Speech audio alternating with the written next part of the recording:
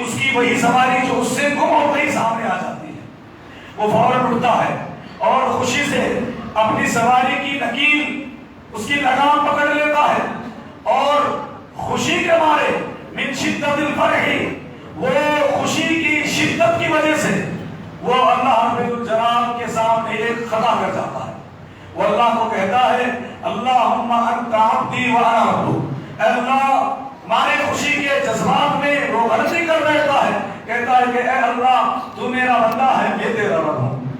اللہ کے نبی صلی اللہ علیہ وسلم فرماتے ہیں اس کی خوشی کا کیا عالم ہے، اس کی خوشی اتنی زیادہ کہ جذبات میں، خوشی میں، کیونکہ اب وہ جھاڑ کے نیچے جو بیٹھا تھا موت کا انتظار کر رہا تھا، اسے کی راہ نظر آئی اور اسے اللہ کا شکر ادا کرنے کے لیے اللہ رب الجلال کو آواز بھی لگائی، لیکن خوشی اتنی سر چڑھ گئی تھی کہ اس کی جملہ غلط نکل گیا۔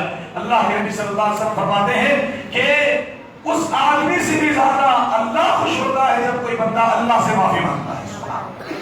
اللہ سے معافی مانگنا یہ اللہ کو خوش کرنے کا بہترین ذریعہ ہے، اور اگر اللہ خوش ہوگا تو اللہ ضرور مدد کرے گا۔ اللہ رب الجلال سے مدد مانگیے اور اللہ رب الجلال سے ہم اور آپ اپنے گناہوں کی توبہ کریں تاکہ اللہ مدد بھیجے۔ معزز سامعین و سامعات، اللہ رب الجلال کی مدد کو کیسے حاصل کیا جا سکتا ہے؟ چند ایک باتیں میں آپ کے سامنے رکھنا چاہوں گا۔ سب سے پہلی بات ہے کہ ایمان کی مضبوطی ہو جائے تو اللہ مدد فرماتا ہے۔ ایمان اچھا ہونا چاہیے۔ ایمان اچھا ہونے کا مطلب کیا ہے؟ ایک طرف تو ہمارا دعویٰ ہے کہ ہم اللہ کے ماننے والے ہیں، مومن ہیں، دوسری طرف ہمارا ایمان کالی بلی پر بھی ہے۔ ایک طرف ہم یہ کہتے ہیں کہ ہم اللہ سے ڈرتے ہیں، دوسری طرف کالی بلی راستہ کاٹے تو اس سے بھی ڈر جاتے ہیں۔ ہمارا ایمان ایک طرف اللہ پر ہے، دوسری طرف گھر کے سامنے الٹی پڑی ہوئی جوتی چپل پر بھی ہمارا ایمان ہے، کہتے ہیں کہ اس سے بڑھوتی لگ جائے گی۔ ایک طرف ہم کہتے ہیں کہ اللہ ہمارا مالک و خالق، وہی قسمتوں کا بنانے والا، قسمتوں کا بگاڑنے والا وہی ہے، دوسری طرف قسمت کے اچھائی اور برائی کے لیے دکانوں میں قرآن کی آیتیں اور نہ جانے کیا کیا لٹکاتے ہیں۔ ایک طرف ہمارا یہ کہنا ہے، ہمارا یہ دعویٰ ہے کہ اللہ رب الجلال ہی خالق و مالک ہے، اللہ ہی بیماری اور صحت کو شفا دیتا ہے، بیماری کا بھی مالک اللہ، شفا کا مالک بھی اللہ۔ یہ ایک طرف ہمارا زبانی خالی خولی دعویٰ تو ہے، اور دوسری طرف ہمارے بچوں کی گلوں میں، ہاتھوں میں، پیروں میں من کے دھاگے تعویذات بھی نظر آتے ہیں۔ اللہ پر بھی بھروسہ، ان دھاگوں پر بھی بھروسہ، یہ کیسا ہمارا دوگلا پہلو ہے۔ ہم نے اللہ پر ایمان کے معاملے میں بہت ہی سستی برتی ہے۔ اللہ پر ایمان کے معاملے میں مضبوطی ایسی ہونی چاہیے، کیسی مضبوطی ہونی چاہیے؟ سبحان اللہ۔ اللہ کے نبی صلی اللہ علیہ وسلم کے ایک صحابی ابو عبیدہ بن جراح رضی اللہ عنہ فرماتے ہیں، نسائی میں حدیث موجود ہے، حدیث نمبر 4357 میں حدیث موجود ہے، کہتے ہیں کہ ہم اللہ کے راستے میں نکل چکے تھے، ہمارے پاس صبح کو چوسنے کے لیے ایک کھجور ہوتا تھا، شام کو چوسنے کے لیے ایک کھجور ہوتا تھا، کھانے کے لیے بھی نہیں، اسی میں ہم گزارا کر لیتے تھے۔ فرماتے ہیں کہ جب یہ سب کچھ ختم ہو گیا ہم بڑے پریشان تھے۔ اللہ کے نبی صلی اللہ علیہ وسلم نے اللہ سے دعا کی، ہم نے بھی اللہ سے اپنے رب سے دعا کی۔ سبحان اللہ، ہمارے اس تنگی میں، ایسی تکلیف میں جب ہمارے پاس ایک کھجور بھی نہیں بچی، اللہ رب الجلال نے سمندر کو حکم دیا، سمندر کی موجوں نے اپنا ایک پھڑاؤ مارا اور سمندر کی موجوں سے ایک سمندری آبی جانور باہر آ گیا، امبر مچھلی باہر آ گئی۔ صحابی فرماتے ہیں کہ 300 صحابہ ہم تھے، 18 دن تک ہم نے وہ مچھلی کا گوشت کھایا، اور 18 دن تک سارے کے سارے 300 صحابہ اس امبر مچھلی کا گوشت کھاتے رہے۔ اللہ نے اس طرح سے ہماری مدد فرمائی۔ مچھلی اتنی بڑی تھی، فرماتے ہیں کہ اس کا ایک پسلی نکال کر گاڑ دیا گیا، اور پسلی کے نیچے سے وہاں کے سب سے اونچا اونٹ اور سب سے لمبے آدمی کو اس پر بٹھا کر اس کے نیچے سے گزارا گیا، تو وہ بآسانی وہاں سے نکل گیا۔ اتنی بڑی مچھلی۔ اللہ کے نبی صلی اللہ علیہ وسلم کے پاس پہنچے صحابہ، اللہ کے نبی صلی اللہ علیہ وسلم نے کہا کہ کیا اس جانور کا گوشت تمہارے پاس کچھ باقی ہے؟ صحابہ نے فرمایا کہ ہاں، ہم نے اس کی آنکھ سے کچھ چربی نکالنی تھی، وہ باقی ہے۔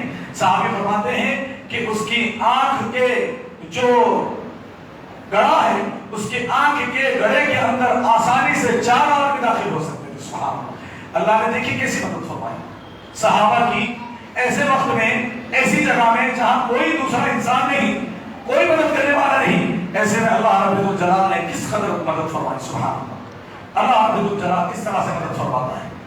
معزز سامعین و سامعات، اللہ پر ایمان ہو تو اللہ نے فرمایا وَكَانَ حَقًّا عَلَيْنَا نَصْرُ الْمُؤْمِنِينَ، وَكَانَ حَقًّا عَلَيْنَا نَصْرُ الْمُؤْمِنِينَ.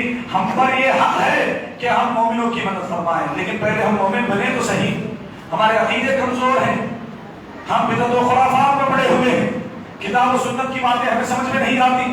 قرآن حدیث پیش کیا جائے ہم اپنے کپڑے جھاڑ کر اڑ جاتے ہیں، حدیث پیش کی جائے ہمیں اپنے امام یاد آ جاتے ہیں، ہمارے مسجد کا محلے کا امام عالم ہمارے بزرگ یاد آ جاتے ہیں. قرآن حدیث کی بات کی جائے باپ دادا کا دین یاد آ جاتا ہے. اللہ پر ایمان رکھیں، اللہ کی کتاب پر ایمان رکھیں، اللہ کے نبی کے فرمان پر ایمان رکھیں، اللہ ضرور مدد بھیجے گا. اللہ نے فرمایا ان اللہ یدافع عن الذین آمنوا، اللہ رب الجلال مومنوں سے تکلیفوں کو مصیبتوں کو دور کرتا ہے، اللہ مدد کرتا ہے. اور فرمایا انا لننصر رسلنا والذین آمنوا فی الحیاۃ الدنیا ویوم یقوم الاشہاد، کہ بے شک ہم نے اپنے رسولوں کی مدد ضرور کرنی ہے. اور فرمایا ہم اپنے رسولوں کی ضرور مدد کریں گے اور مومنوں کی بھی مدد کریں گے. کہاں؟ دنیاوی زندگی میں بھی اور اس دن بھی جب گواہیاں کھڑی ہوں گی، یعنی قیامت کے دن بھی. اللہ رب الجلال نے دونوں جگہ مدد کرنے کا وعدہ کیا ہے، لیکن ضروری ہے کہ ایمان لایا جائے اللہ پر.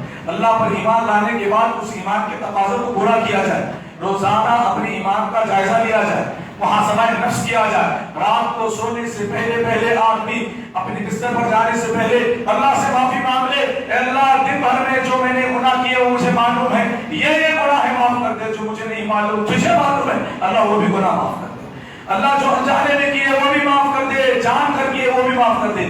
روزانہ رات میں سونے سے پہلے ایک آنسو کا قطرہ آنکھ سے نکالے، پھر دیکھیے اللہ امت پر کیسی مدد نازل فرماتا ہے، رحمت نازل فرماتا ہے. معزز سامعین و سامعات، ایک دوسرا عمل جس کی وجہ سے ہم اور آپ اللہ کی مدد حاصل کر سکتے ہیں وہ ہے اللہ رب الجلال کی خاطر اخلاص سے کوئی بھی عمل کرنا. یعنی جو عمل ہم کرتے ہیں اللہ کی خاطر اس میں ہماری نیت صاف ہو، سچی ہو، اخلاص سے ہم عمل کریں. اخلاص تو آج کل بہت ہی ہمارے معاشرے میں کم سے کم ہوتا ہوا نظر آ رہا ہے. اخلاص سے ہر عمل ہونا چاہیے. ہمارے اعمال جو کچھ ہم کر رہے ہیں آج کل کیا معاملہ ہے، جو آدمی صدقہ خیرات کرتا ہے وہ چاہتا ہے کہ لوگ اس کی تعریف کریں، وہ چاہتا ہے کہ میری بھی ایک مرتبہ کم از کم ایک مرتبہ اسٹیج سے تعریف ہو کہ میں نے فلاں جگہ پر صدقہ اور خیرات کیا. کوئی حج کر کے آتا ہے تو وہ خواہش کرتا ہے کہ مجھے کوئی نہ کوئی کم از کم ایک مرتبہ حاجی کرے. اتنا ریاکاری، اتنا ہمارے اندر لوگوں کو دکھانے کا جذبہ. عمل اللہ کے لیے کریں گے انشاءاللہ اللہ مدد فرمائے گا. اللہ نے اللہ کے نبی صلی اللہ علیہ وسلم فرمایا انما ينصر الله هذه الامه بضعيفها بدعوتهم وصلاتهم واخلاصهم. نسائی شریف کی روایت کہتے ہیں کہ اللہ رب الجلال اس امت کی مدد ان کے کمزوروں کے ذریعے کرے گا. اللہ کے نبی نے فرمایا ان کی دعاؤں کے ذریعے، ان کی نمازوں کے ذریعے اور ان کے اخلاص کی وجہ سے، ان کے اخلاص کی وجہ سے اللہ ان کی مدد کرے گا. دعاؤں کے ذریعے، نمازوں کے ذریعے دعائیں مانگنی چاہیے. سبحان اللہ. جنگ یرموک کے موقع پر اللہ کے نبی صلی اللہ علیہ وسلم نے جب صحابہ کو جائزہ لینے کے لیے بھیجا، حذیفہ رضی اللہ عنہ کو کہا کہ تم جاؤ لیکن واپس بھی آنا اور جائزہ لے کر آنا کہ مشرک قوم کا کیا حال ہے، ہماری کتنی تیاری ہونی چاہیے. حذیفہ ابن الیمان رضی اللہ عنہ رات کی سخت سردی میں دشمنوں کے ڈر کے ساتھ وہاں پر چلے گئے کیونکہ اللہ کے نبی کا حکم تھا. چلے گئے اور پھر جا کر دوبارہ واپس آئے خیریت معلوم کر کے، وہاں کا سارا معاملہ معلوم کر کے اللہ کے نبی صلی اللہ علیہ وسلم کی خدمت میں آئے. دیکھا کہ اللہ کے نبی صلی اللہ علیہ وسلم نماز پڑھ رہے ہیں اور نماز کے بعد اللہ کے نبی صلی اللہ علیہ وسلم فرمایا کہ میں نے نماز مسلمانوں کے لیے اللہ کی مدد نازل ہو جائے اس لیے پڑھی ہے. سبحان اللہ. کے نبی صلی اللہ علیہ وسلم بدر کے موقع پر نماز پڑھ کر اللہ کی مدد مانگتے ہوئے نظر آتے ہیں. خندق کے موقع پر اللہ کے نبی صلی اللہ علیہ وسلم نماز پڑھتے ہوئے اللہ کی مدد مانگتے ہوئے نظر آتے ہیں. یرموک کا یہی حال ہے اور پچھلے انبیاء بھی نمازوں کے ذریعے اللہ کی مدد مانگا کرتے تھے. آج ہماری فرض نمازوں کا کیا حال ہے؟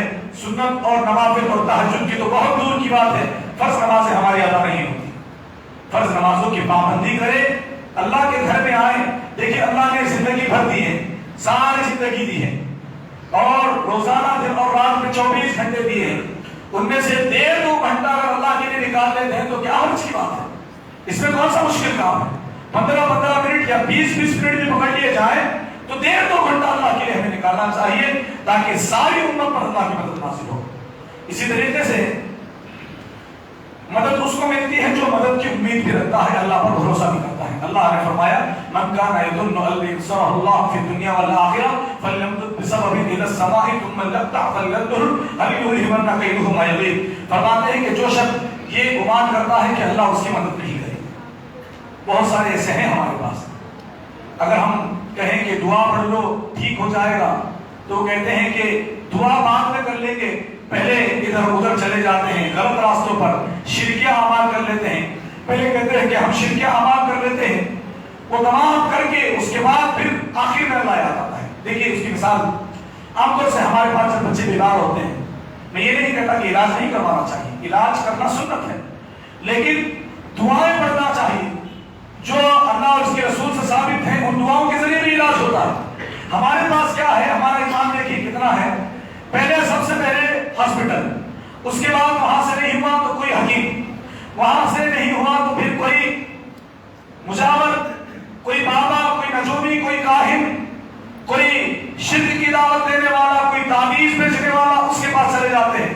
وہاں سے بھی کچھ نہیں ہوا, گھر لوٹتے ہیں اور کہتے ہیں کہ اب تو اللہ ہی بچائے گا, اب اللہ بچائے گا. اللہ تو شروع ہی میں بچانے والا ہے, آخر میں ہماری امید اللہ سے. اللہ نے فرمایا کہ جو اللہ کے بارے میں یہ امید رکھتا ہے, یہ گمان رکھتا ہے کہ اللہ مدد نہیں کرتا, اللہ تو مدد کرتا ہے, سب کی مدد کرتا ہے. اللہ رب الجلال سے مدد مانگنی چاہیے. تو جو یہ امید رکھتا ہے کہ اللہ مدد نہیں کرتا, اللہ نے فرمایا اسے چاہیے کہ وہ ایک رسی لے اور آسمان سے یا چھت سے رسی کو لٹکا کر گلے میں پھانسی ڈال دے, پھندا ڈال کر مر جائے. اس کا اور کیا علاج ہے؟ جو یہ نہیں مانتا کہ اللہ مدد کرتا ہے, تو اللہ سے مدد کی امید بھی رکھنی چاہیے. اللہ سے جیسے ہم امید رکھیں گے اللہ رب الجلال ویسا ہی بدلا دے گا. 1-2 باتیں بس اگر اپنی باتوں کو میں مکمل کر دوں. مدد مانگنے کے جو آسان طریقے ہیں ان میں سے ایک طریقہ یہ ہے کہ ہم اللہ کا ذکر کریں, جو ذکر ہمیں آتا ہے, جو سنت سے ثابت ہے, لا الہ الا اللہ, استغفر اللہ, اور ان میں جو اہم ہے وہ ہے لا حول ولا قوت الا باللہ. ابو مالک اشعری رضی اللہ عنہ فرماتے ہیں کہ میں اللہ کے نبی صلی اللہ علیہ وسلم کی خدمت میں حاضر ہوا اور میں نے کہا کہ اللہ کے نبی صلی اللہ علیہ وآلہ وسلم میرے بچے کو دشمنوں نے پکڑ لیا, اس کی ماں رو رہی ہے, میں کیا کروں؟ اللہ کے نبی صلی اللہ علیہ وسلم نے فرمایا کہ گھر جاؤ اور جا کر تم بھی لا حول ولا قوت الا باللہ پڑھو اور اپنی بیوی سے بھی کہنا کہ وہ بھی لا حول ولا قوت الا باللہ پڑھے. یہ گھر گئے اور انہوں نے لا حول ولا قوت الا باللہ پڑھنا شروع کر دیا. یہاں یہ اللہ کے نبی صلی اللہ علیہ وسلم کی سکھائی گئی دعا کو پڑھ رہے تھے, وہاں سے ان کا بچہ آیا اور نہ صرف خود آیا اور خالی ہاتھ آیا بلکہ دشمنوں کی بکریوں کو ہانکتا ہوا آیا. سبحان, وہ اپنے ساتھ دشمنوں کی بکریاں بھی لے کر آیا. اللہ رب الجلال مدد کرتا ہے, ہمیں ان باتوں پر بھروسہ ہونا چاہیے اور اس کو سچے دل سے عمل میں لانا چاہیے. انشاءاللہ اللہ مدد کرے گا. اللہ نے فرمایا وَلَيَنْصُرُنَّ اللَّهُ مَن يَنْصُرُهُ إِنَّ اللَّهَ لَقَوِيٌّ عَزِيزٌ الَّذِينَ إِن مَّكَّنَّاهُمْ فِي الْأَرْضِ أَقَامُوا الصَّلَاةَ وَآتَوُا الزَّكَاةَ وَأَمَرُوا بِالْمَعْرُوفِ وَنَهَوْا عَنِ الْمُنكَرِ وَلِلَّهِ عَاقِبَةُ الْأُمُورِ. فرماتے ہیں کہ اللہ ضرور مدد کرتا ہے اس شخص کی جو اللہ کی مدد کرتا ہے. اور اللہ رب الجلال نے فرمایا اس آیت میں چند باتیں ہیں جو ہمیں کرنی ضروری ہے. پہلی بات یہ ہے نماز کی پابندی, دوسری بات ہے زکوٰۃ کی پابندی, تیسری بات ہے نیکی کا حکم اور برائی سے روکنا. نیکی کا حکم اور برائی سے جب ہم اور آپ لوگوں کو روکنے لگیں گے یقین مانیے اللہ کی مدد نازل ہونا شروع ہو جائے گی. اللہ کے نبی صلی اللہ علیہ وسلم نے فرمایا من صلی الصبح فی جماعت فهو فی ذمۃ اللہ, جس نے فجر کی نماز جماعت کے ساتھ پڑھی وہ اللہ کی ذمہ داری میں آ جاتا ہے. یعنی اللہ کی مدد اس کے شامل حال ہوتی ہے, پھر اللہ کی مدد سے وہ دور نہیں ہوتا. اور اللہ کے نبی صلی اللہ علیہ وسلم فرماتے ہیں مروا بالمعروف ونہوا عن المنکر قبل ان تدعوا فلا یستجاب لکم, تم بھلائی کا حکم دو برائی سے روکو اس سے پہلے کہ تم دعا کرتے رہو لیکن اللہ تمہاری دعاؤں کو قبول نہ کرے. یعنی اگر بھلائی کا حکم دینا بند کر دیا، برائی سے لوگوں کو روکنا بند کر دیا، ہمارے سامنے ہمارے اہل و عیال ہمارے بچے غلط کام کرتے ہیں، ہمیں روکنے کی توفیق نہیں. اگر تم نے لوگوں کو حکم دیا نیکی کا، برائی سے روکنا شروع کر دیا، اللہ کے نبی صلی اللہ علیہ وسلم فرماتے ہیں کہ اللہ مدد نازل کرے گا. اور اگر تم نے یہ نہیں کیا پھر ہوگا کیا؟ تمہارے نیک لوگ اللہ سے دعا کریں گے لیکن اللہ دعائیں نہیں سنے گا. آج لوگ اللہ کی مدد کے لیے دعائیں نہیں کرتے، ہچکیاں نکل جاتی ہیں لوگوں کی، رونے لگتے ہیں. اتنا رو رہے ہیں مسلمان دعاؤں کے لیے اور لوگوں کی سانس رک جاتی ہے دعا کرتے کرتے، لیکن اللہ کی کوئی خصوصی مدد بدر کی طرح حاصل نہیں ہوتی، پچھلے زمانوں کی طرح حاصل نہیں ہوتی. وجہ کیا ہے؟ وجہ یہ کہ ہم نے خیر کی باتوں کو لوگوں کو بتانے بند کر دیا ہے اور برائی سے روکنا بھی بند کر دیا ہے. اللہ سے دعا ہے کہ ہماری تعالیٰ ہم تمام مسلمانوں کو کئی دوسری باتوں پر کہنے سننے سے زیادہ عمل کی توفیق عطا فرمائے. اللہ رب الجلال جب تک زندہ رکھے توحید پر اور اتباع سنت پر ہمیں زندہ رکھے، اور جب ہمارا خاتمہ ہو تو ایمان پر ہی ہمارا خاتمہ ہو. آمین. وصلی اللہ علی نبینا محمد. تمام حضرات سے گزارش کروں گا کہ سامنے آ کر بیٹھیں، جو حضرات مسجد میں سامنے ہیں اور تھوڑا سامنے آ جائیں تاکہ پیچھے لوگوں کو جگہ دیں. السلام علیکم ورحمۃ اللہ.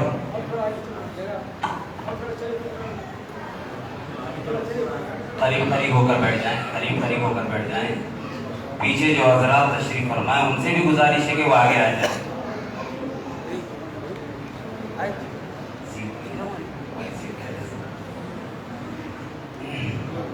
جو علماء اکرام دور دراز سے تشریف لائے ہیں یا کہ مقامی ہیں، جو بھی ہیں، میں ان سے درخواست کرتا ہوں کہ آپ کی نشستیں آپ کا انتظار کر رہی ہیں، آپ تشریف لائیں.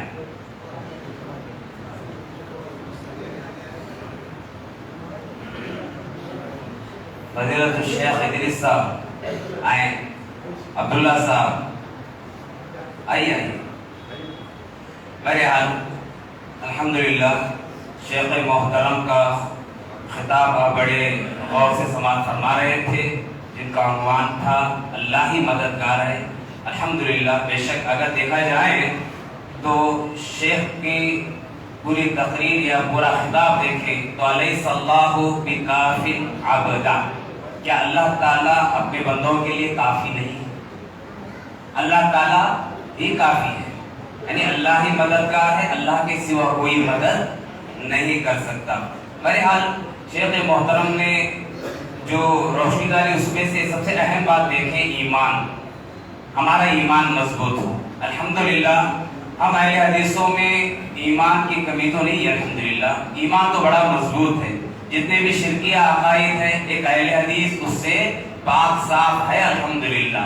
لیکن کمی جو ہمارے اندر ہے، جو میرے اندر ہو یا آپ کے اندر ہو، وہ اخلاص ہے. اخلاص میں بڑی کمی ہے. اگر الحمدللہ ہمارے اہل حدیثوں میں اخلاص اگر آ جائیں، چاہے وہ مسجد کے ذمہ داران ہو، جماعت اور جمعیت کے ذمہ داران ہو، اخلاص اگر ان کے اندر آ گیا، خلوص اگر ان کے اندر آ گیا، جو بھی وہ کام کر رہے ہیں اللہ کی رضا کے لیے کر رہے ہیں، یہ چیز اگر ان کے اندر آ گئی تو انشاءاللہ ضرور بس ضرور جو شیخ محترم نے تقریر فرمائی ہے کہ اللہ ہی مددگار ہے، وہ مدد ضرور آ کر انشاءاللہ رہے گی. ایک بات میں یہ بھی کہنا چاہتا ہوں کہ شیخ محترم نے جو خطاب کیا تو آج کا جو ماحول دیکھیں، آج کا جو معاشرہ دیکھیں، آج کے معاشرے میں کیا ہے. آج اللہ کو چھوڑ کر ہر ایک سے انسان مانگتا ہے، مانگتا نہیں ہے تو صرف اللہ سے نہیں مانگتا. سچائی ہے نہیں، اللہ کو چھوڑ کر سب سے مانگتا ہے لیکن اللہ سے نہیں مانگتا. اسے پیدا کرنے والے پر بھروسہ نہیں، لیکن جسے اللہ نے پیدا کیا ہے ان تمام پر اسے بھروسہ ہے. تو بہرحال ہمارے اگلے جو مقرر ہیں، خاص مقرر، مہمان مقرر فضیلت الشیخ حافظ عبدالحسیب عمری مدنی حفظہ اللہ کو میں دعوت دیتا ہوں کہ وہ خطاب عام فرمائیں.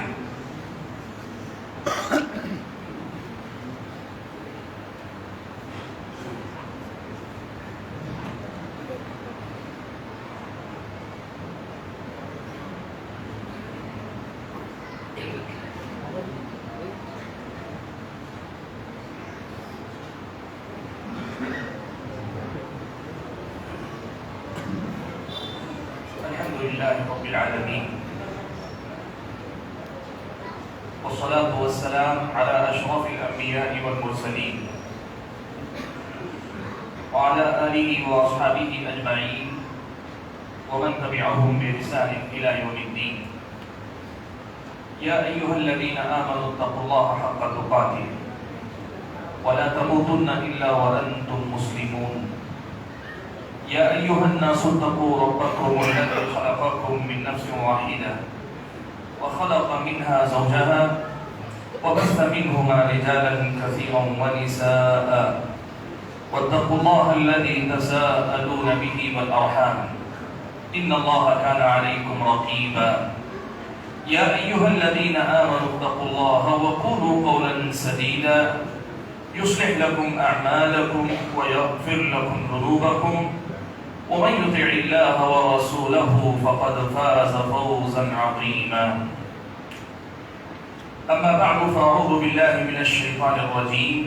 بسم الله الرحمن الرحيم. وما أمروا إلا ليعبدوا الله مخلصين له الدين حنفاء ويقيموا الصلاة ويؤتوا الزكاة وذلك دين القيمة. معزز علماء کرام، بزرگوں، نوجوان ساتھیوں اور پردہ نشین خواتین اسلام، اللہ تبارک و تعالیٰ کا بے پایہ فضل و کرم ہے، اسی کا کرم ہے، اس کا یہ انعام ہے اور یہ اسی کی دین ہے کہ آج آپ کے اس شہر مانوی میں اللہ تبارک و تعالیٰ نے ہم اور آپ کو دین کی کچھ باتیں سنانے کے لیے اکٹھا ہونے کا موقع دیا ہے۔ اس قسم کی مجلسوں کا مقصد تعلیم ہوتا ہے کہ جو نہیں جانتے ان کو سکھایا جائے۔ اس قسم کے اجلاس کا مقصد تذکیر یعنی یاد دہانی ہوتا ہے کہ جو جانتے ہیں پہلے سے لیکن بھول چکے ہیں یا غفلت کا شکار ہیں انہیں یاد دہانی کروائی جائے۔ اور اس قسم کی مجلسوں کا مقصد احتساب ہوتا ہے کہ خود ہم اپنے آپ کا محاسبہ کریں، دیکھیں کہ جو ہم خود جانتے ہیں ہم ان باتوں کو کس حد تک اپنی عملی زندگی میں اپناتے ہیں۔ ایسی مجلسیں جن مجلسوں سے میری اور آپ کی عملی زندگی میں سدھار آئے، میری اور آپ کی روزمرہ کی زندگی میں اصلاح ہو، عمل کی اصلاح ہو، ایمان کی اصلاح ہو، ہمارے اور آپ کے سماج کی اصلاح ہو، ہمارے اور آپ کی سوچ کی اصلاح ہو، اور ایسی مجلسیں جن میں ہماری اور آپ کی قومی اور ملی مسائل پر بات ہو، جہاں سے ہم قوم و ملت کی اس دنیا کے اندر جو مسائل ہیں ان پر بات کریں، اور یہاں قوم و ملت کے وہ مسائل جو آخرت کی کامیابی کی راہ میں رکاوٹ بنتے ہوں ایسی مجلسوں میں بات کریں۔ یہی اصل میں ہماری ان مجلسوں کا مقصد ہوتا ہے۔ ظاہر بات ہے کہ ہر مرتبہ آپ جب آتے ہیں تو ایک مجلس کی بات ہر مجلس میں دہرائی نہیں جا سکتی، اور یہ بھی نہیں ہو سکتا کہ ایک ہی مجلس میں تمام باتوں کا بھی احاطہ کیا جا سکے۔ اسی لیے ہوتا یہ ہے کہ ہر پروگرام میں آپ کے سامنے کچھ خطبہ کو منتخب کیا جاتا ہے اور ان کو کوئی عنوان دیا جاتا ہے کہ اب کی بار ان باتوں کی یاد دہانی کروائی جائے، اگلی بار کچھ اور باتوں کی یاد دہانی کروائی جائے، اب کی بار عبادتوں پہ بات ہو تو اگلی بار معاملات پہ بات ہو۔ یہی ہمارے اور آپ کے اجتماعات کا مقصد ہے، اور یہ مقصد ہم اور آپ اگر اپنے دل و دماغ میں زندہ رکھ کر پروگرام میں شرکت کریں گے، کہیں جانے والی باتوں کو سنیں گے، خود کا جائزہ لیں گے، اپنے آپ کے ساتھ اپنے گھر بار کی فکر کریں گے، اور گھر بار سے آگے بڑھ کر سماج، سوسائٹی، معاشرے کے اندر شر کو کم کرنے یا ختم کرنے اور خیر کو بڑھانے کی فکر کریں گے، تو اللہ تعالیٰ کی طرف سے یہ ضمانت ہے کہ ہم اس دنیا میں بھی کامیاب ہوں گے اور آخرت میں بھی انشاءاللہ ہم اور آپ کامیاب ہوں گے۔ حاضرین گرامی، مجلس کے آغاز میں میں نے اس مقصد کی یاد دہانی اس لیے کروائی کہ مجھے جو عنوان دیا گیا ہے وہ عنوان موجودہ حالات میں کرنے کے کچھ کام ہیں۔ حق تو یہ ہے کہ ہماری اور آپ کی زندگی کو اگر ہم دیکھیں، ہمارے ایمان اور عقیدے سے شروع کریں، عبادات کی بات کریں، معاملات کی طرف آئیں، اخلاق کو دیکھیں، ہم اپنے ایک ایک طبقے کو دیکھتے جائیں، اتنی خرابیاں، کمزوریاں، کمیاں ہمارے اور آپ کے سماج کے اندر ہیں کہ موجودہ حالات میں کرنے کے کام کیا ہیں؟ تو ایک لفظ میں ہم کہہ سکتے ہیں کہ پوری طرح مسلمان بن جاؤ، اسلام سارے معاملات میں لے آؤ۔ ہماری زندگی کے ہر معاملے میں اگر اسلام آ جائے، دین آ جائے، تو پھر اللہ کے فضل و کرم سے اس دین میں اللہ تعالیٰ نے وہ قابلیت رکھی ہے کہ یہ سب سے صحیح راستے پہ خود بخود ہمیں ڈال دے گا۔ اللہ نے فرمایا إِنَّ هَذَا الْقُرْآنَ يَهْدِي لِلَّذِي هِيَ أَقْوَمُ، یہ قرآن اس راستے کی طرف رہنمائی کرتا ہے جو راستہ سب سے زیادہ سیدھا ہے، سب سے زیادہ صحیح ہے۔ ہم جہاں جہاں بگڑے ہیں، ہمیں قرآن کو، سنت کو، قرآن و سنت کی تعلیمات کو، اسلام کے پیغام کو اپنی عملی زندگی میں اتار لینے کا سلیقہ اگر آ جائے تو اللہ نے اس دین کے اندر یہ قوت رکھی ہے کہ یہ ہمیں خود بخود ٹھیک کر دے گا۔ ہماری چال، ہماری ڈھال، ہمارے سمت سفر، ہمارا طریقہ سفر، ہمارے اپنے معمولات، ساری چیزیں خود بخود ٹھیک ہونے لگے گی۔ ایک لفظ میں اگر کہیں تو ہمیں صحیح معنوں میں پوری طرح اسلام پر عمل کرنے والا ہونا چاہیے۔ حاضرین گرامی، یہ بنیادی بات میں نے آپ کے سامنے کیوں کہی؟ اس لیے کہ جو عنوان مجھے دیا گیا ہے، اس عنوان کا مکمل احاطہ کرنا 1 گھنٹے میں 45 منٹ میں ممکن نہیں ہے۔ 1 گھنٹے 45 منٹ میں اس کا امکان نہیں ہے کہ میں ساری باتوں پہ گفتگو کروں۔ تو بنیادی پیغام پہلے میں آپ کو دے دیتا ہوں کہ آپ دین سیکھیں، اور جو سیکھیں اپنی زندگی میں اپنائیں، پورے یقین کے ساتھ اپنائیں، اخلاص کے ساتھ اپنائیں۔ اللہ نے اس دین میں یہ قوت رکھی ہے کہ یہ دین میری اور آپ کی سوچ بدل دے گا، میرے اور آپ کے باطن کو بدل دے گا، میرے اور آپ کے ظاہر کو بدل دے گا، میرے اور آپ کے بات کرنے کے انداز کو بدل دے گا، میرے اور آپ کے لوگوں کے ساتھ معاملات کو بدل دے گا۔ اور جب ہم بدلیں گے تو دنیا کی ہمارے بارے میں سوچ کو خود بخود یہ دین بدل دے گا۔ اللہ نے اس دین کے اندر وہ کمال رکھا ہے، اور ہمارا مسئلہ یہ نہیں ہے کہ ہمارے پاس علاج نہیں ہے، ہمارا مسئلہ اس مریض کا ہے جس کے پاس بیماری کا بھی پتہ ہے، علاج بھی پتہ ہے، لیکن لاپرواہی ہے، یا اپنے علاج کے سلسلے میں اس کے اندر سنجیدگی نہیں ہے، وہ اپنا علاج کرنا نہیں چاہتا۔ اسی کے نتیجے میں بیماری بھی دراز ہو رہی ہے، اور بیماری نئی بیماریوں کو جنم دے رہی ہے۔ یہی ہماری اور آپ کی زندگی کا خلاصہ، اس کے علاوہ اور کچھ نہیں ہے۔ اس بنیادی بات کو ذکر کرنے کے بعد آج کی اس ملاقات میں کچھ منتخب باتوں کی طرف آپ سامعین اور سامعات کی توجہ پھیرنا چاہتا ہوں۔ سب سے پہلی بات جو میں آپ کو بتانا چاہوں گا وہ یہ کہ جب ہم یہ کہتے ہیں موجودہ حالات میں کرنے کے کچھ کام، تو جب ہم یہ کہتے ہیں موجودہ حالات، تو ہمارا ذہن عام طور پر قوم و ملت کی سیاسی صورتحال تک ہی محدود رہتا ہے۔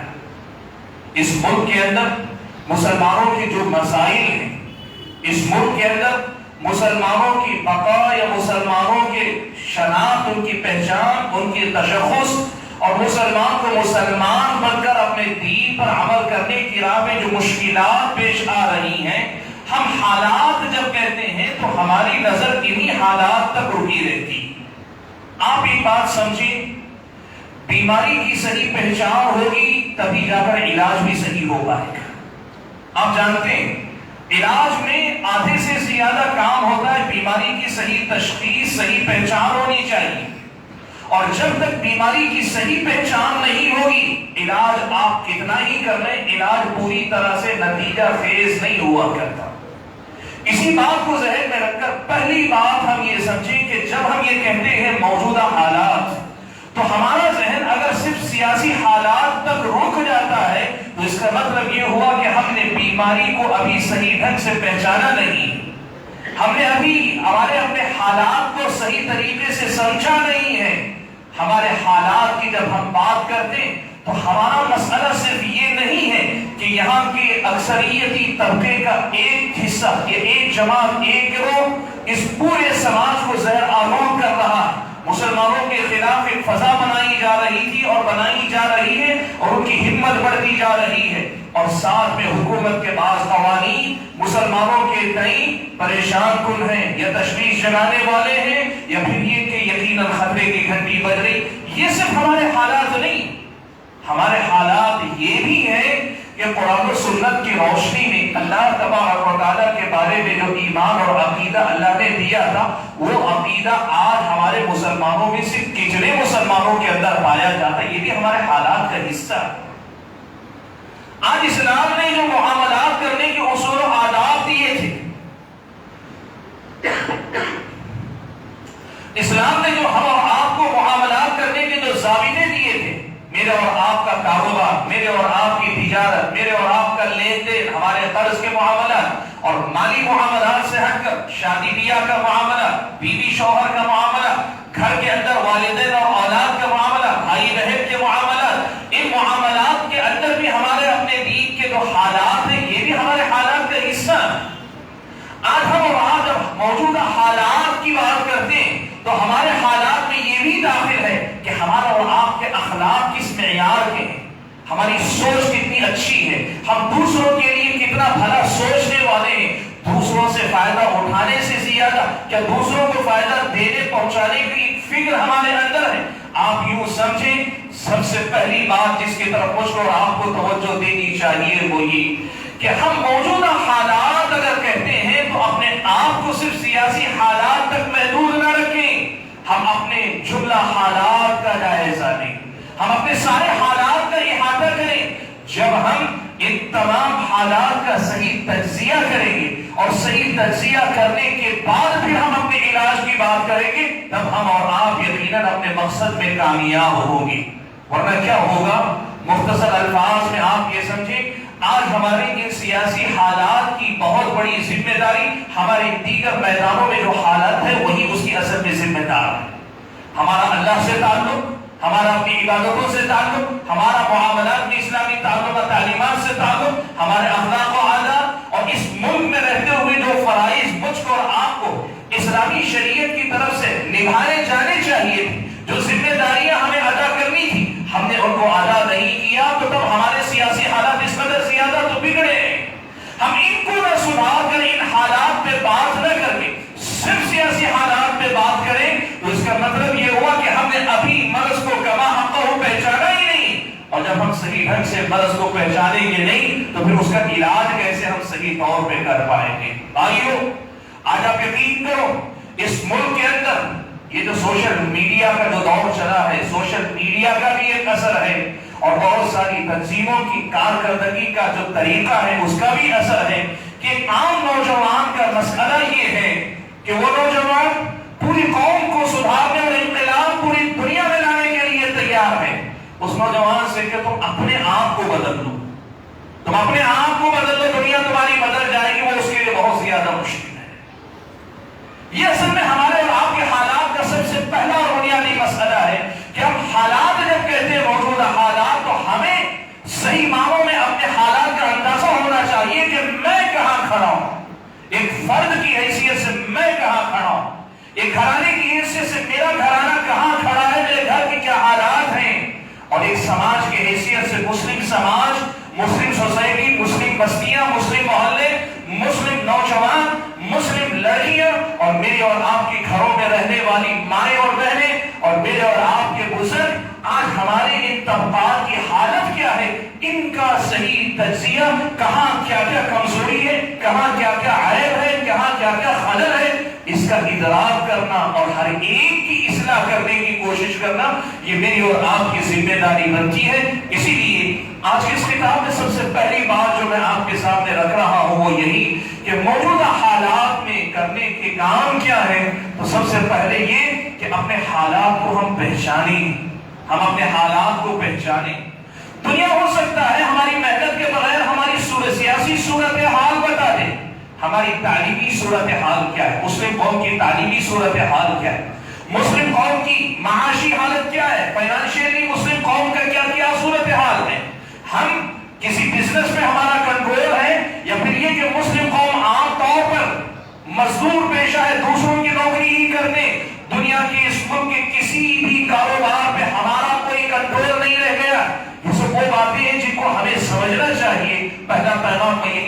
چاہوں گا کہ ہم اپنے حالات کو سمجھیں تو صحیح ڈھنگ سے سمجھیں کہ ہمارے حالات کہاں کہاں کیا ہیں، اور اس کے بعد ان حالات کے سدھار کے سلسلے میں ہم اور آپ کوشش کریں۔ چلیے آگے بڑھتے ہیں۔ میں آپ کے سامنے بتاتا ہوں، اگر ہم اپنے مجموعی حالات کو دیکھنے کے بعد کچھ میدان میں کام کرنا چاہتے ہیں تو ہمیں کن باتوں پہ محنت کرنی پڑے گی۔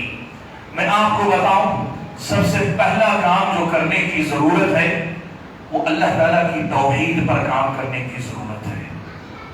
آپ سمجھیں میری اس بات کو، اللہ تبارک و تعالیٰ کی توحید پر سب سے پہلے کام کرنے کی ضرورت ہے۔ ہمیں سے بہت سارے لوگ یہ سوچتے ہیں کہ ہم تو کلمے کا اقرار کرتے ہیں، ہم کلمہ پڑھتے ہیں، مسلمان ہیں، ہم توحید تو ہماری زندگی میں ہے، پھر توحید پر مزید محنت کی کیا ضرورت ہے؟ ہم غیر مسلموں میں کام تھوڑی کر رہے ہیں کہ توحید پر کام کریں۔ یاد رکھو بھائیو، توحید ہمارے اندر ہے، لیکن ابھی توحید کے نتیجے میں جو تعلق اللہ سے میرا اور آپ کا جڑنا چاہیے وہ تعلق آج میرے اور آپ کی زندگی میں نہیں جڑ سکا ہے۔ میں کہنا چاہوں گا کہ ابھی ہمارے بھائی نے ایک بات کہی کہ ہمارے اہل حدیث بھائیوں کے اندر ایمان مضبوط ہوتا ہے، یقیناً دوسروں کے مقابلے میں مضبوط ہوتا ہے، یہ بات برحق ہے، اس میں کوئی دو رائے نہیں۔ تعویذ گھنٹوں میں، دھاگوں میں، مرچی میں، لیموں میں وہ کبھی ان کے پیچھے نہیں جاتے، ان کے دل میں یہ خوف نہیں آتا۔ لیکن سوال یہ نہیں ہے کہ ہم دوسروں کے مقابلے میں بہتر ہیں، سوال یہ ہے کہ توحید کا جو تصور اللہ سے جیسا تعلق قرآن و سنت میں جوڑنے کے لیے کہا گیا، کیا ہم سب کا تعلق ایسا ہی ہے؟ اس پہلو پہ ہم اور آپ کو غور کرنے کی بڑی شدید ضرورت ہے۔ آپ اگر دیکھیں گے تو آپ کو پتا چلے گا کہ ہمارا اور آپ کا ایمان یقیناً اللہ تعالیٰ پر ہے، لیکن اس ایمان کے نتیجے میں جیسا رشتہ اللہ تعالیٰ سے جڑنا چاہیے وہ مضبوط رشتہ اللہ تعالیٰ سے جڑ نہیں پایا۔ اور اگر ہم پوری امت اسلامیہ کی بات کریں تو ملت اسلامیہ کی حالت تو بہت زیادہ بری ہے۔ میں آپ کو ایک چیز بتانا چاہتا ہوں کہ ہم اور آپ توحید پر کام کرنے کا مطلب کیا ہے؟ بھائیوں، کثرت سے اللہ تبارک و تعالیٰ کے تعارف پر محنت کریں۔ ہمیں سے ہر آدمی اتنا جانتا ہے کہ اللہ نے پیدا کیا، مجھے اللہ کی عبادت کرنی ہے، لیکن اللہ نے اپنا تعارف اپنے اسماء حسنی اور اللہ تعالیٰ نے اپنی صفات کے ذریعے جتنا تفصیلی تعارف اپنا کروایا ہے اتنا تعارف ہمارے اور آپ کے سماج میں نہیں ہے۔ علماء کرام بیٹھے، میں آپ سے یہ اپیل کرتا ہوں اللہ تبارک و تعالیٰ کے تعارف پر کثرت سے محنت کیجیے۔ آج آپ ایک بات نوٹ کر کے دیکھیں، بعض مسجدوں کی مسجدوں میں اگر آپ دیکھیں گے اولیاء کے فضائل، اولیاء کے فضائل، اولیاء کی کرامتیں، اولیاء کی کرامتیں مسلسل بیان ہوتی ہیں۔ نتیجہ کیا ہے؟ جہاں اولیاء کی کرامتوں کا کثرت سے تعلق ہوتا ہے اس طبقے میں سب سے زیادہ تعلق اولیاء سے مضبوط نظر آتا ہے، یعنی جن کو اولی سمجھتے ہیں ان سے جڑے نظر آتے ہیں اپنے آپ۔ وجہ کیا ہے؟ صبح شام ان کو اولیاء کا سبق پڑھایا جاتا ہے، صبح شام کرامتیں سنائی جا رہی، صبح شام ان کو جو اولیاء کے سلسلے میں صحیح ہے، غلط ہے، مستند ہے وغیرہ جیسے بھی واقعات وہ سنائے جا رہے ہیں۔ میں آپ کو بتانا یہ چاہ رہا ہوں کہ جب صبح شام وہی سبق پڑھایا جا رہا ہے وہ تعلق خود بخود پیدا ہوتا جا رہا ہے۔ کیوں نہیں ہو سکتا؟ وہاں بھی، ان کے پاس بھی، اور سب کے پاس بھی یہ کام ہونا چاہیے کہ اللہ تبارک و تعالیٰ کے تعارف پر سب سے زیادہ محنت کی جانی چاہیے۔ اللہ تعالیٰ کون ہے؟ اللہ تعالیٰ نے اپنے بارے میں کیا کچھ بتایا ہے؟ اللہ تعالیٰ کے ایک ایک نام کو لے کر اگر آپ اسماء حسنی کی تفصیل کریں گے اللہ سے ایسی محبت کا احساس بندے کے دل میں پیدا ہوگا کہ پھر کوئی اللہ تعالیٰ کے مقام تک نہیں آئے گا۔ آپ شرک مٹانا چاہتے ہیں، شرک کی قباحت صرف بتانا کافی نہیں ہے، اللہ تعالیٰ کی توحید کا کمال بتانا ہے، اللہ تعالیٰ کی ذات اور اس کے صفات کے کمالات، اس کی عظمت، اس کی کبریائی کی جو تفسیر قرآن و سنت میں آئی ہے اس پر محنت کرنے کی ضرورت ہے۔ میں آج یہ بات کہنا چاہوں گا، اس ملک میں اصلاح معاشرہ کے نام پر دینی ملی تنظیمیں بہت کام کرتی ہیں، ساری تنظیمیں مسلک اور مذہب کے حساب سے آپ اپنے آپ کو جو بھی سمجھتے ہو، آپ کو یہ پیغام ہے کہ اگر آپ نے توحید پر کام نہیں کیا تو اصلاح معاشرہ کا کوئی کام پائیدار نہیں ہو سکتا، یا تو کامیاب نہیں ہوگا، لیکن اگر کامیاب ہو بھی گیا تو وہ پائیدار نہیں ہوگا اگر آپ نے توحید پر محنت نہیں کی۔ ماں عائشہ صدیق رضی اللہ عنہا بیان فرماتی، صحیح بخاری کی روایت ہے کہتی ہیں کہ قرآن کی پہلے جو صورتیں نازل ہوئی وہ مفصل تھی، جن میں اللہ تعالیٰ کی توحید کا اور آخرت کا تذکرہ تھا۔ قرآن مجید کی مفصل صورتیں تھی جن میں اللہ آخرت کا ذکر تھا، اللہ تعالیٰ کی توحید کا تذکرہ تھا۔ حضرت عائشہ کہتی ہیں جب اللہ تعالیٰ کی توحید، آخرت میں جواب دہی کا احساس، یہ بنیادیں مضبوط ہو گئی تو پھر اس کے بعد جا کر اللہ تعالیٰ نے حلال و حرام کا حکم نازل فرمایا۔ یہ حلال ہے اسے اپناؤ، یہ حرام ہے اس سے باز آ جاؤ، اسے قبول کرو، اس کا انکار کرو۔ یہ حکم توحید کی بنیادیں مضبوط کرنے کے بعد آیا۔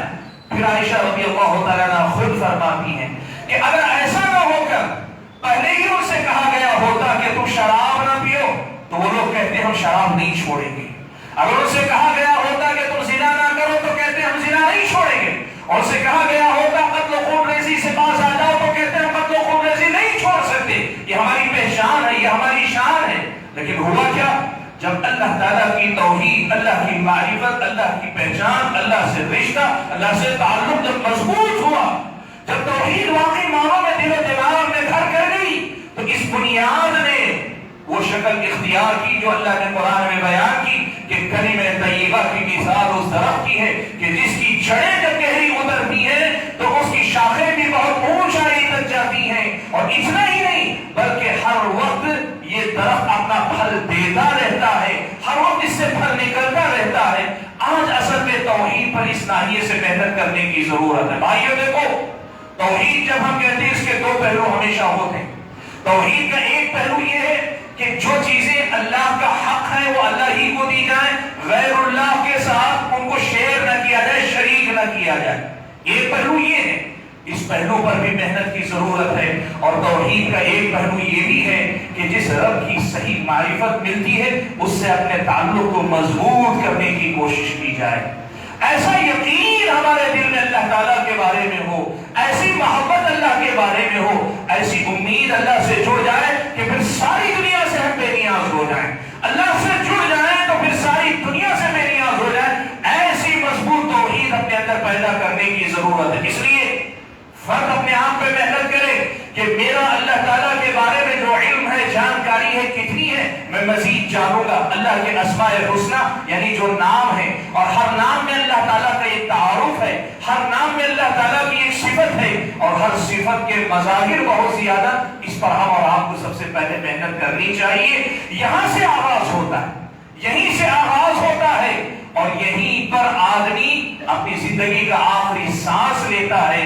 اور جب یہ ہوگا نا، جب توحید اس انداز سے پڑھنے پڑھانے کا اہتمام ہوگا، خطبات میں، درس میں، ہمارے مطالعے کی کتابوں میں، ہماری آپسی گفتگو میں، اگر اللہ کی توحید کا یہ جو تصور، یہ جو مفہوم ہے، یہ جب آئے گا تو پھر سماج پر اس توحید کے اثرات نظر آئیں گے، سماج پر اس کے اثرات خود بخود نظر آئیں گے۔ ماں عائشہ نے جو بات کہی اس کا مطلب یہ تھا کہ مدینے میں لوگ شراب پینے کے عادی تھے زمانے سے۔ مدینے میں جب شراب کا حکم نازل ہوا، حضرت ابو طلحہ انصاری رضی اللہ تعالیٰ عنہ اپنے ساتھیوں کے ساتھ بیٹھے ہوئے تھے۔ واقعے کی تفصیل آپ جانتے ہیں، صرف کہا گیا کہ شراب حرام قرار دے دی گئی، سارے لوگوں نے فوراً اپنے پیالے چھوڑ دیے۔ کوئی تفصیل نہیں، کوئی ادھر ادھر کی بات نہیں، صرف اعلان ہوا شراب حرام کر دی گئی، ایک جھٹکے میں سب چھوڑ دیا گیا۔ نماز کی حالت میں ہے، اچانک اعلان ہوا کہ قبلہ تبدیل کر دیا، نماز کی حالت میں ہی پوری جماعت امام کے ساتھ گھوم گئی، وہاں زیادہ توجہ کی ضرورت نہیں پیش آئی۔ ماں عائشہ کہتی ہے اگر یہی کام پہلے ہوتا، توحید سمجھانے سے پہلے ہوتا، آخرت پر ایمان مضبوط کرنے سے پہلے ہوتا، نہ شراب چھوٹتی، نہ قتل چھوٹتا، نہ زنا چھوٹتا، نہ دنیا کی دوسری خرابیوں سے چھٹکارا ملتا۔ یہ اصل فرق ہے جسے ہم اور آپ کو سمجھنا چاہیے۔ اور آج یہ بات کہنا چاہوں گا بھائیوں، آپ حضرات جو اپنے آپ کو اہل حدیث کہتے ہیں، سمجھتے ہیں، یہ بات یاد رکھو۔ آج یہ بات بڑی ذمہ داری کے ساتھ میں کہہ رہا ہوں کہ یقیناً اس وقت دنیا کے حالات ہم سے یہ چاہتے ہیں کہ ہم سیاسی مسائل میں بھی حصہ لیں، ہم سے طاقت تقاضا کرتے ہیں کہ ہم اور آپ خدمت خلق میں بھی کام کریں، حالات تقاضا کرتے ہیں قوم و ملت کے مسائل میں تعلیم پر محنت کریں، سب کریں۔ لیکن ایک بات آپ یاد رکھیں، توحید کی سچی اور خالص دعوت دینا یہ آپ کی پہچان ہے۔ آپ بھی اگر دوسری جماعتوں تنظیموں کے ساتھ جڑنے کے نتیجے میں ان کی دیکھا توحید چھوڑ کر، توحید پر کام کرنا چھوڑ کر بقیہ کام کریں گے، یہ گھاٹے کا سودا آپ کریں گی۔ آپ یاد رکھنا یہ توحید کا کام ہر موسم میں، ہر جگہ، ہر وقت کیا جانے والا کام۔ آپ قوم و ملت کے ہر کام سے شریک رہیے، کسی کام سے پیچھے مت رہیے۔ ہم کبھی کسی خیر کے کام سے پیچھے نہیں رہتے، لیکن توحید اور اتباع سنت کا یہ پیغام ہر پل آپ کو سنانا پڑے گا۔ ہم اور آپ کو یہ توحید کا پیغام ہر حال میں سنانا پڑے گا۔ آج آپ سے میں پوچھتا ہوں، آخری بار وہ کب موقع تھا جب آپ میں سے ہر آدمی نے اپنے کسی بھائی کو توحید سمجھائی تھی؟ آپ اپنے آپ سے پوچھیں۔ آپ کو پتا ہے، آپ کو پتا ہے اس ملک کے اندر یہ جو توحید کی دعوت ہے، جو آج دوسرے بھی مانتے ہیں، کتنی قربانیوں کے بعد ملی ہے، آپ کو پتا ہے کتنی محنتیں کی گئی۔ میں ایک واقعہ بڑا مختصر مہاراشٹر کے ایک علاقے کا ہمارے پاس علماء سے میں نے سنا تھا، انہی کے حوالے سے میں آپ کو بتاؤں۔ یہاں بدعتوں کا اتنا رواج تھا، نبی علیہ السلام کی حدیث سننے کے لیے کوئی تیار نہیں تھا۔ آپ کو پتا ہے ہمارے اسلاف نے کیسی محنت کی۔ ایک قریے کا واقعہ سناتے ہیں، آئے آ کر کہا کون ہے شہر کا بڑا؟ کہا فلاں صاحب ہے۔ کہاں ہے؟ کہا کھیت میں ہل چلا رہے ہیں۔ گئے ان کے پاس، کہنے لگے میں آپ کو اللہ کے نبی کی حدیث سنانا چاہتا ہوں۔ انہوں نے کہا یہ حدیث کیا ہوتی ہے؟ مجھے تو نہیں پتا۔ کہا میں جو بھی ہے اللہ کے نبی کی باتیں سنانا چاہتا ہوں۔ کہا میرے پاس وقت نہیں، مجھے ہل چلانا ہے۔ کہا ٹھیک ہے، آپ ہل چلا رہے ہیں تو سارا دن کیا کرتے ہیں؟ کہا ریڈیو بجتا رہتا ہے، ریڈیو سے میرا دل بہلتا رہتا ہے اور میں ہل چلاتا رہتا ہوں۔ کہا اتنا تو ہو سکتا ہے کہ آپ کا ریڈیو آپ بند کر دیں، ریڈیو کے بجائے آپ ہل چلاتے رہیں، آپ کام نہ چھوڑیں، میں آپ کے ساتھ چلتے چلتے اللہ کے نبی کی احادیث سنا سکتا ہوں۔ کہا یہ تو میں کر سکتا ہوں۔ کہا ٹھیک ہے۔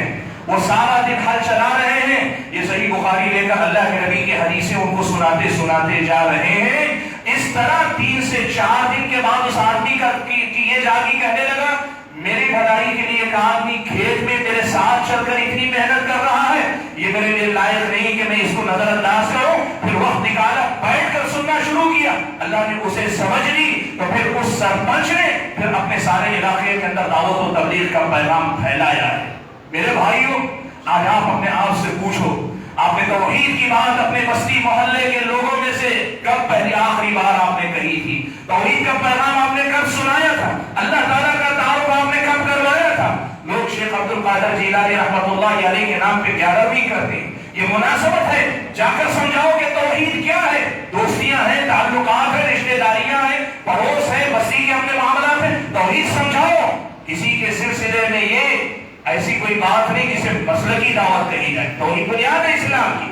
آپ اور میں سب سے پہلے اس مسئلے پر محنت کریں۔ بھائیو، اپنے آپ سے پوچھو، اور اگر ایسا ہے کہ وہ کافی دن ہو گئے کہ ہم اور آپ نے توحید پر بات نہیں کی، تو پھر اب تو ہمیں بات کرنی پڑے گی، اور مسلمان سے بھی بات کرنی پڑے گی، غیر مسلم سے بھی بات کرنی پڑے گی۔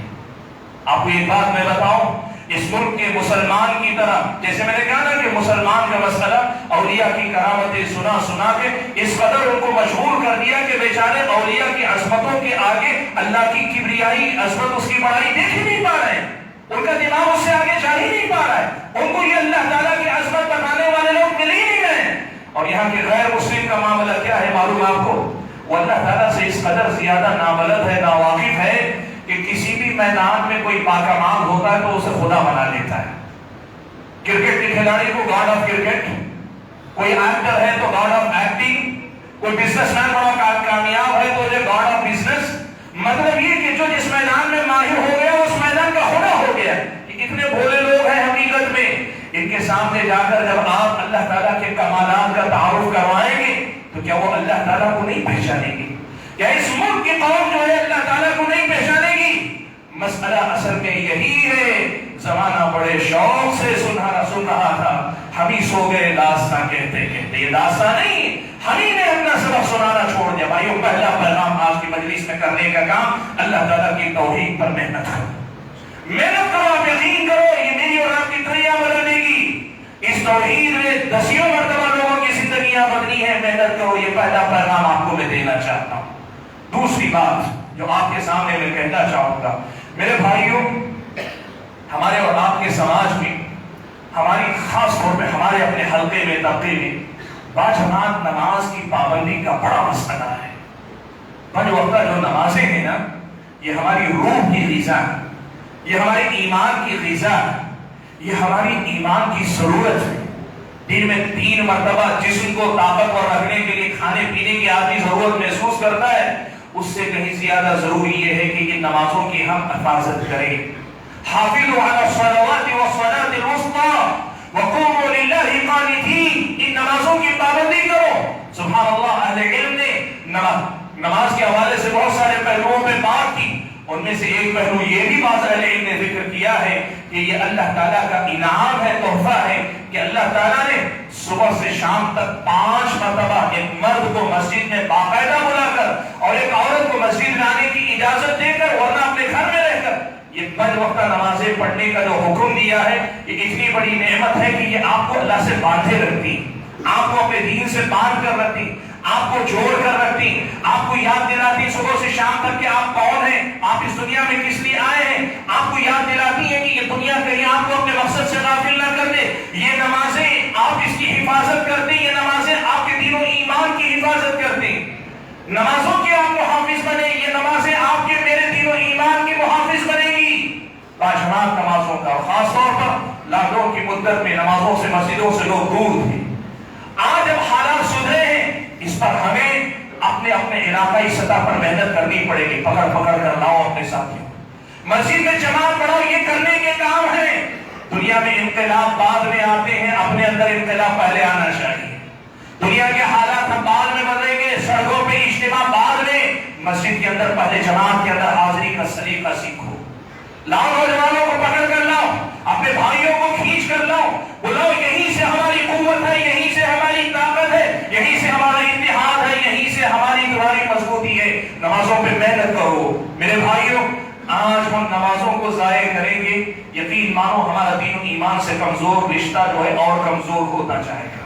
ہم اور آپ اگر نمازوں کی حفاظت کریں گے، یہ نمازیں میرے اور آپ کے دین و ایمان کی حفاظت کا ذریعہ بنے گی. ان نمازوں پہ محنت کرنے کی کوشش کرو کہ یہ نمازیں میری اور آپ کی حفاظت کا ذریعہ بنے گی. اللہ تعالیٰ کی بہت بڑی نعمت ہے نمازیں. یہ فرض ہیں لیکن فرض ہونے کے ساتھ یہ اللہ کا تحفہ ہے، انعام ہے. اللہ تعالیٰ نے ہم اور آپ کو یہ جو دیا، اس سے میرے اور آپ کے دین و ایمان کو ایسی طاقت ملتی ہے کہ اس سے زیادہ ہم اور آپ کسی اور ذریعے سے ایمان کو مضبوط نہیں کر سکتے.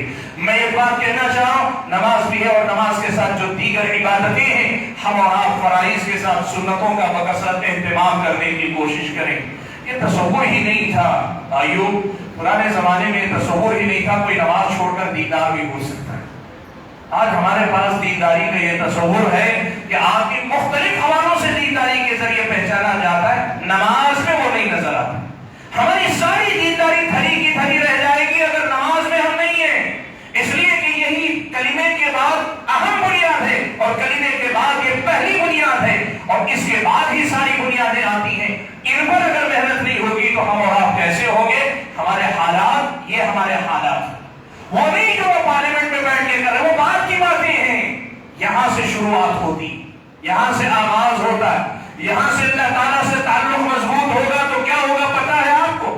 جب آدمی سچی توحید والا ہوگا، عبادت گزار ہوگا، تو اس کے ایک اللہ اکبر نعرہ تکبیر میں بھی وہ اثر ہوگا کہ بڑے سے بڑے کافر کا دل اندر دہل جائے گا.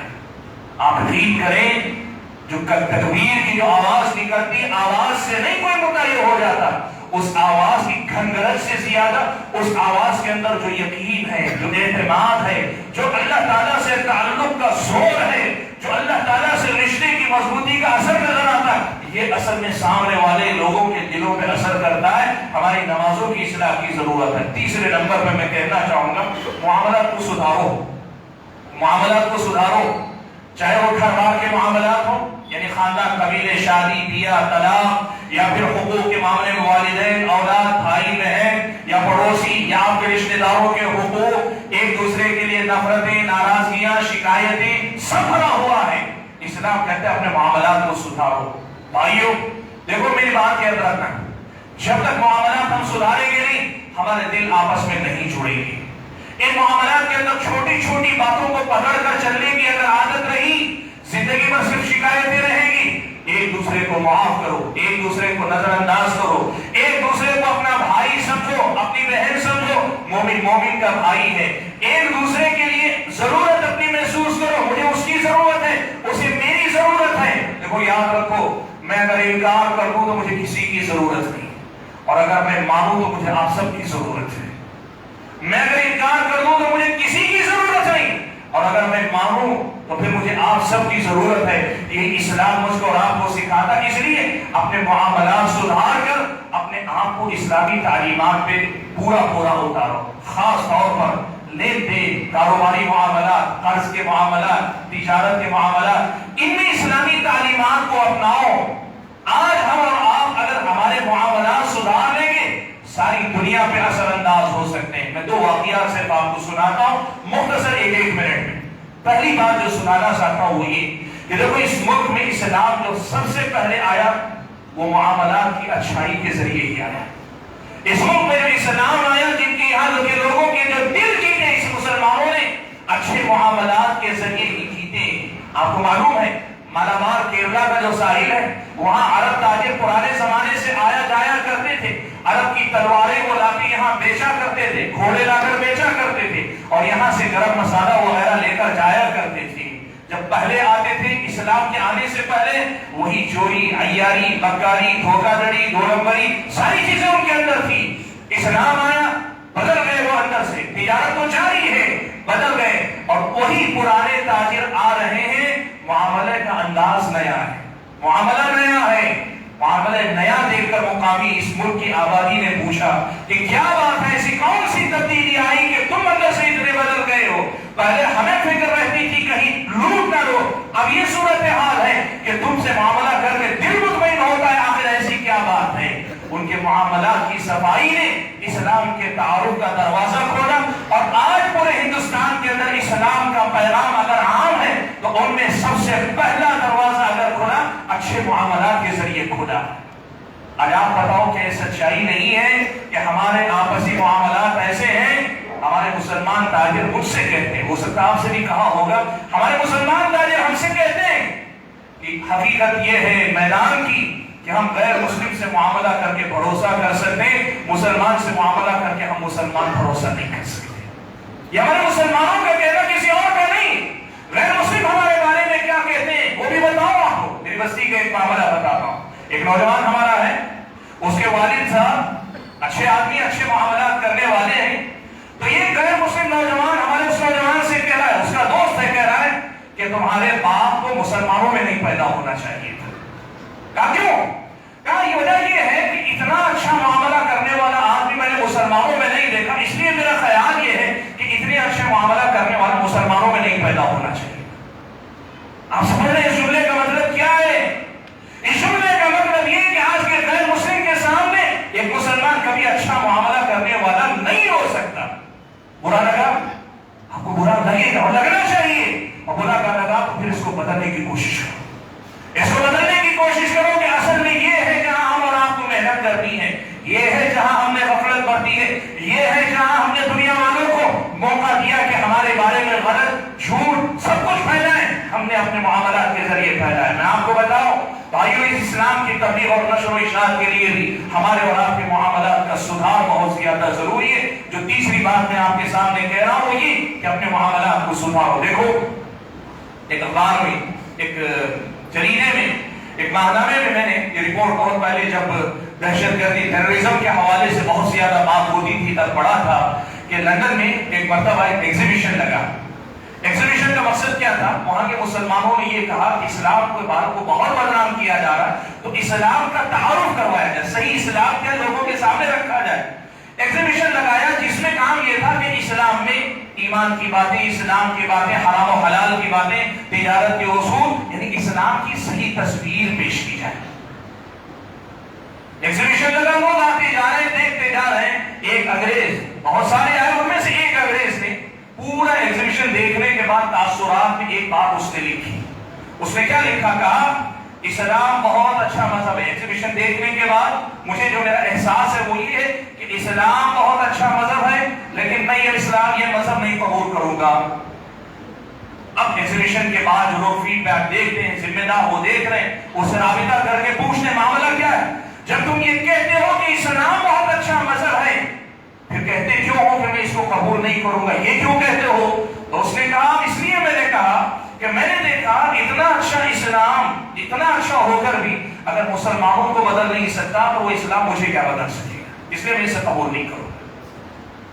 دیکھو بھائیو، یہ زمینی حقیقتیں، یہ ہمارے حالات ہم جس میں جی رہے ہیں نا، یہ سچائیاں ہیں، ان کو مانو، قبول کرو، اپنے بھائیوں کو پکڑ پکڑ کر سناؤ، بتاؤ تمہارا ایک جھوٹ تمہاری روزی کو حرام کرتا ہے، اسلام کو بدنام کرتا ہے، تمہارا اپنا ایک دھوکہ اسلام کو بدنام کرتا ہے، تمہاری اپنی امیج کو برباد کرتا ہے، تمہارا نقصان کرتا ہے۔ یہ اپنے معاملات کو سدھارنے کی طرف محنت کرو۔ تیسرا کام یہ ہوا۔ چوتھا کام جس پہ کرنے کی ضرورت ہے، بھائیوں وقت کم ہے، میں زیادہ تفصیل میں جا نہیں سکتا، بڑی تیزی سے چند باتیں آپ کے سامنے گناتا ہوں۔ تعلیم پر محنت کرو، تعلیم پر محنت کرو۔ بھائیوں دیکھو، آج ایک بات آپ یاد رکھو، آپ کیا سمجھتے ہیں کہ دنیا کو سیاستدان چلاتے ہیں؟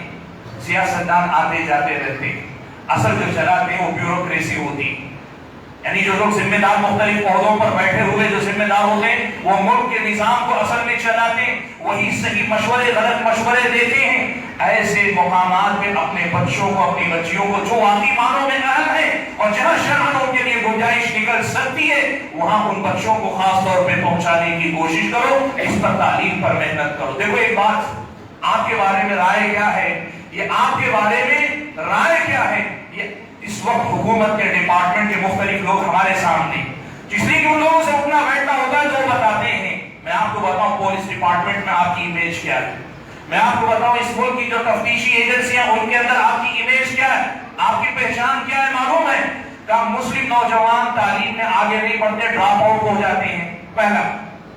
دوسرا، ڈراپ آؤٹ ہونے کے نتیجے میں ان کے سامنے معاش کے زیادہ آپشن نہیں کھلے ہوتے، زیادہ ان کے سامنے ترقی کے راستے نہیں کھلے ہوتے، تو یہ جرائم کی طرف چلے جاتے ہیں، جرائم کی طرف چلے جاتے ہیں، یہ گانجے کی طرف جاتے ہیں۔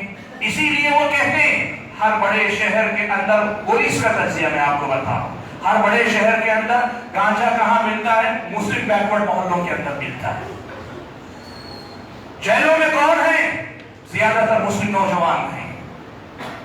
یہ میں بتا رہا ہوں جو ڈپارٹمنٹ کے لوگ بتاتے ہیں، کہتے ہیں کہ آپ لوگ اپنے قوم کی تعلیم پر محنت کرو۔ سبحان اللہ، اسلام میں سب سے پہلے وحی کیا نازل ہوئی تھی آپ کو پتا؟ اقرأ باسم ربک الذی خلق، اپنے رب کے نام سے پڑھ، پڑھنے سے ہمارا آغاز ہوا تھا، آج ہمیں انجام میں بھی پڑھنا نصیب نہیں ہو رہا ہے۔ یہ ہماری قوم کی امیج ہے اس وقت آپ کو پتا ہے، آپ میں سے جو لوگ سوشل میڈیا سے جڑے ہیں اور اس ملک کا جو ایک طبقہ زہریلا ہے ان کے بیانات سنتے ہیں، آپ کو پنچر والا کہا جاتا ہے، پنچر والے کہا جاتا ہے۔ کیا مطلب ہے سمجھے آپ؟ یہ لوگ پڑھتے نہیں، یہ تعلیم نہیں حاصل کرتے، یہ لوگ آگے نہیں بڑھتے، یہ زیادہ سے زیادہ پنچر شاپ کھول سکتے، بس اس سے آگے نہیں بڑھ سکتے۔ دیکھو ایک بات، اگر موقع نہیں ملا، آپ محنت مزدوری کر کے پنچر بھی لگا رہے ہیں، حلال روزی کھا رہے ہیں، اس میں شرماؤ نہیں۔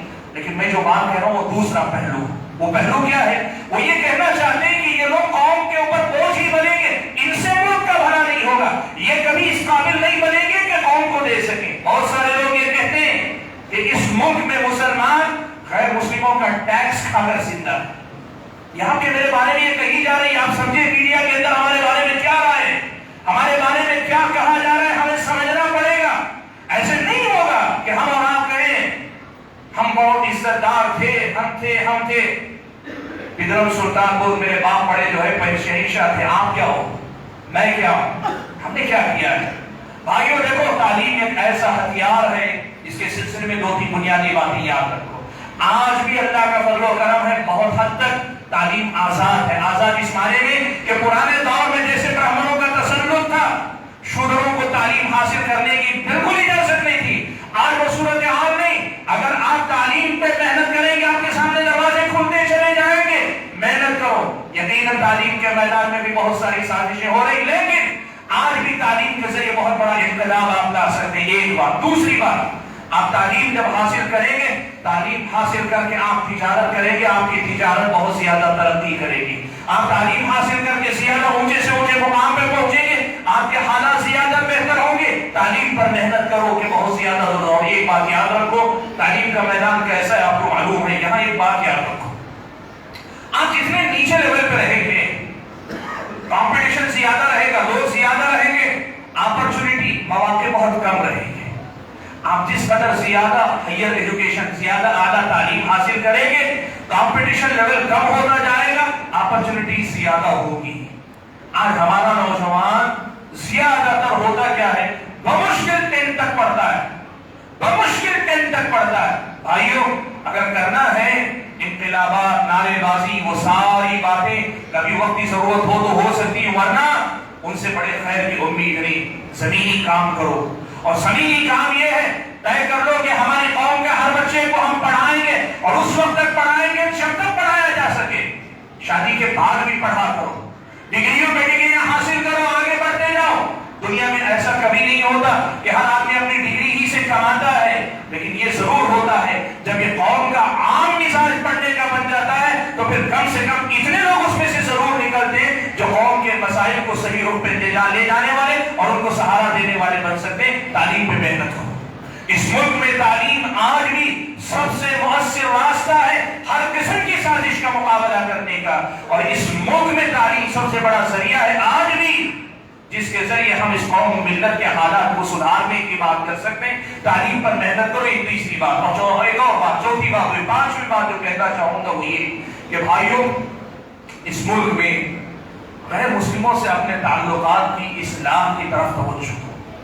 دیکھو یہ کتنے تعجب کی بات ہے، ہم اس شہر میں، آپ کی شہر ہی کی بات کریں، آپ کے شہر میں رہتے ہیں، کبھی آپ کے پڑوسی اور آپ کے درمیان ایک دیوار حائل ہے، کبھی آپ کے پڑوسی اور آپ کے درمیان ایک گلی حائل ہے، کبھی آپ کے پڑوسی اور آپ کے درمیان ایک محلہ آباد ہے، لیکن جتنی مسافت کتنی ہے؟ تھوڑی سی مسافت ہے۔ آپ ساتھ میں رہ کر اپنے بارے میں اسے ایک صحیح تاثر نہیں دے سکتے۔ میڈیا چینلوں کے ذریعے 2000 کلومیٹر دور بیٹھے ہوئے، 1000 کلومیٹر بیٹھے ہوئے، واٹس ایپ کے ذریعے، فیس بک کے ذریعے ہزاروں کلومیٹر دور بیٹھے ہوئے کچھ شر پسند لوگ اس ملک کی غیر مسلموں کو آپ کے تعلق سے زہریلا بنا رہے ہیں، آپ کے بارے میں غلط فہمیاں پھیلا رہے ہیں۔ سوال یہ پیدا ہوتا ہے کہ آپ کے بارے میں جھوٹ اور غیر غلط دور سے بیٹھ کر کوئی آدمی پھیلا رہا ہے، اس کا اثر اس سماج میں عام ہو رہا ہے۔ ہم اور آپ یہی رہنے والے ہیں، اپنے پڑوس کے لوگوں سے تعلقات بنا کر کیا اپنا صحیح تعارف بھی ہم اور آپ نہیں دے سکتے؟ کیا اپنا صحیح تعارف بھی اپنے بستی محلے میں نہیں دے سکتے؟ تعلقات بناؤ، تعلقات بڑھاؤ۔ ظاہر بات ہے اسلامی شریعت نے تعلقات کی حد بندی رکھی۔ تعلقات کا مطلب یہ نہیں کہ آپ جو ہے ان کے مندر میں بھی ان کے ساتھ شریک ہو جائے، نہیں، توحید اور شرک کا فرق واضح رہے گا، کفر و اسلام کا فرق واضح رہے گا، لیکن جہاں تک ملک کی ترقی کی بات ہے، سماج کے اندر امن و امان کی بات ہے، ایک دوسرے کی خیر خواہی کی بات ہے، ایک دوسرے کے تعاون کی بات ہے، ایک دوسرے کے سلسلے میں مددگار بننے کی بات ہے، اسلام اس کا ہمیں حکم دیتا ہے۔ یہ تعلیمات عام کرو، لوگوں کے ساتھ تعلقات پھیلانے کی کوشش کرو، خاص طور پہ خدمت خلق کا کام، سوشل ویلفیئر کا کام، اس پر بڑی توجہ دینے کی ضرورت ہے بھائی، اس پر بڑی توجہ دینے کی ضرورت ہے۔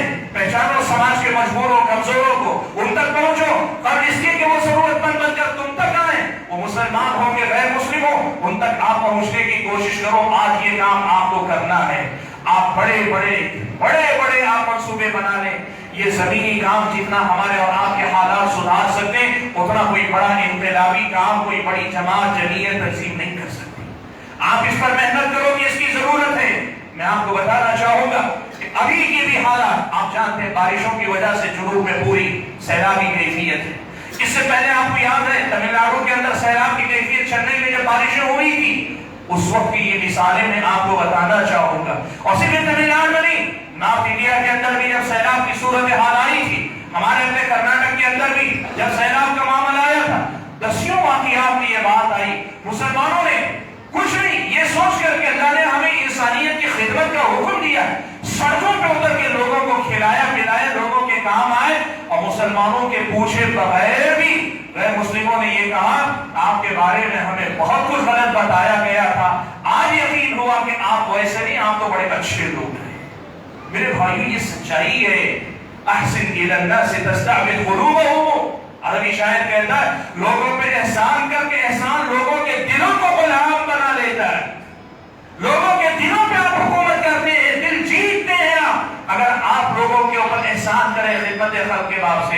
بھائیوں کرنے کا ایک کام یہ بھی ہے کہ ہم اور آپ اس میدان میں بھی کام کریں. ایک کام اور میں آپ کے سامنے بتانا چاہوں گا کہ بھائیوں اس ملک کی غیر مسلم آبادی تک اسلام کا پیغام پہنچانے کی کوشش کرو. اسلام کا پیغام اس غیر مسلم آبادی تک پہنچانے کی کوشش کرو. ہم اس دنیا کے اندر اللہ تعالیٰ کے نبی علیہ السلام کی اس دنیا سے جانے کے بعد یہ امانت ہمارے پاس ہے. اس ملک کے لوگوں کو اسلام پہنچانے کی کوشش کرو. ہر حال میں دعوت و تبلیغ کا فریضہ نبھانا یہ میری اور آپ کی ذمہ داری ہے. اسے بھی نبھانے کی کوشش کرو. ایک کام اور آپ کے سامنے بتانا چاہوں میرے بھائیوں, اس وقت سماج میں, مسلم سماج میں دو جگہ پہ بڑی کڑی محنت کرنے کی ضرورت ہے. ایک ہے نوجوان, دوسری ہماری عورتیں. نوجوانوں کے اندر کام کرنے کی کیا ضرورت ہے؟ جو کام ہم اور آپ کو نوجوانوں میں کرنے کی ضرورت ہے وہ ہے اسلام اور اسلامی تعلیمات سے واقف کرواؤ اور ان کے جو فائدے ہیں اور ان سے ہٹنے کے جو نقصانات ہیں ان سے لوگوں کو آگاہ کرواؤ. آج ہمارے نوجوان اسلام سے دور کیوں ہیں؟ دین بیزاری کا جو مزاج ہے, دین سے دوری کا جو مزاج ہے, اس کی وجہ کیا ہے؟ وہ یہ نہیں سمجھ پاتے کہ اسلام میں ان کی جوانی کے تقاضوں کو بھی پورا کرنے کا سرمایہ اللہ نے کیا ہے. اللہ تعالیٰ نے ان کی خواہشات کے بھی پورا کرنے کے جائز امکانات رکھے اور اللہ تعالیٰ نے ایسی تعلیمات دی ہیں جو انہیں اس سماج کا بہتر انسان بھی بناتی ہے اور اس سماج کے بعد اللہ کا بہتر بندہ بھی بناتی ہے. نوجوانوں کے اندر اسلامی تعلیمات کے تئیں اطمینان, یقین اور اسلامی تعلیمات کے فوائد, اسلامی تعلیمات سے دوری کے جو نقصانات ہیں اسے سمجھانے کی بہت ضرورت ہے. آج آپ سوشل میڈیا کے ذریعے عشق کا فتنہ, عشق اور محبت کا جو فتنہ, بے نوجوان مرتد ہو رہے ہیں, لڑکیاں مرتد ہو رہی ہیں, نوجوان مرتد ہو رہے ہیں, یہ ساری باتیں ہم کہہ رہے ہیں. لیکن سوال یہ ہے کہ ہم میں سے کتنے لوگوں نے اس ارتداد کو سمجھانے کی کوشش کی؟ ہم میں سے کتنے لوگوں نے اس ارتداد کو سمجھانے کی کوشش کی؟ خاص طور پہ نوجوان لڑکے اور لڑکیوں کے سلسلے میں یہ بات یاد رکھو, جو لڑکے اور لڑکیاں مسجدوں تک آتی ہیں اللہ کا فضل و کرم ہے کہ ان میں بھٹکنے کے لیے امکانات کم ہیں. ایسا نہیں کہ نہیں, شیطان کسی کو بھی بہکاتا ہے, لیکن جو لڑکے اور لڑکیاں مسجدوں تک آتے ہیں خیر کی بات ان کے کانوں تک پہنچتی ہے.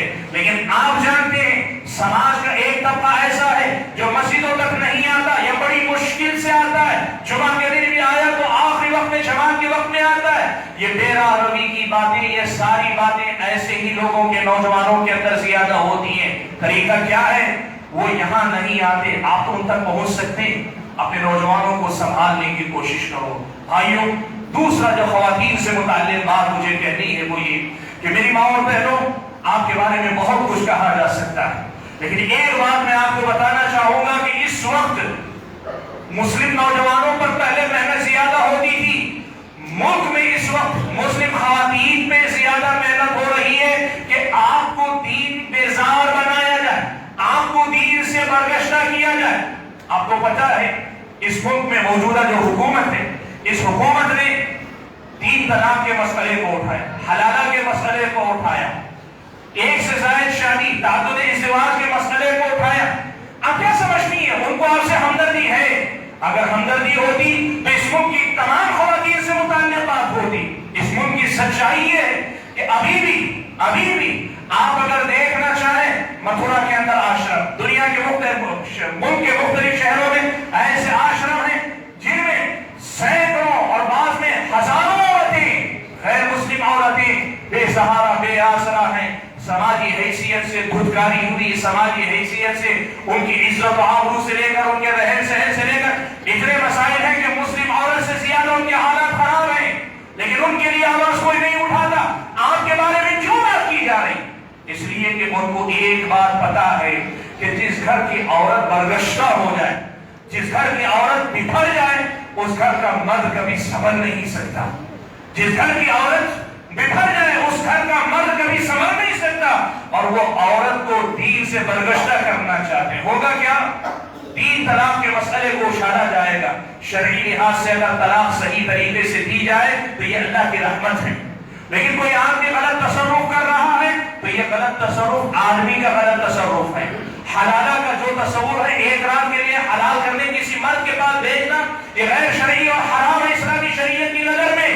لیکن اس مسئلے کو اپنانے والے لوگوں کو اچھالا جاتا ہے میڈیا کے اندر. ایک سے زائد شادی کرنا اسلامی شریعت نے جواز کا حکم دیا ہے، اور اس کے پیچھے اس کی حکمتیں ہیں، اور ضرورت پڑے تو یہ مستحب بھی ہو سکتا ہے، اس سے آگے بھی جا سکتا ہے، لیکن اس کے پیچھے اسلام کی حکمتیں ہیں۔ لیکن آپ سبھی جانتی کہ یہ وہ مسائل ہیں جو کسی بھی عورت کو منظور نہیں۔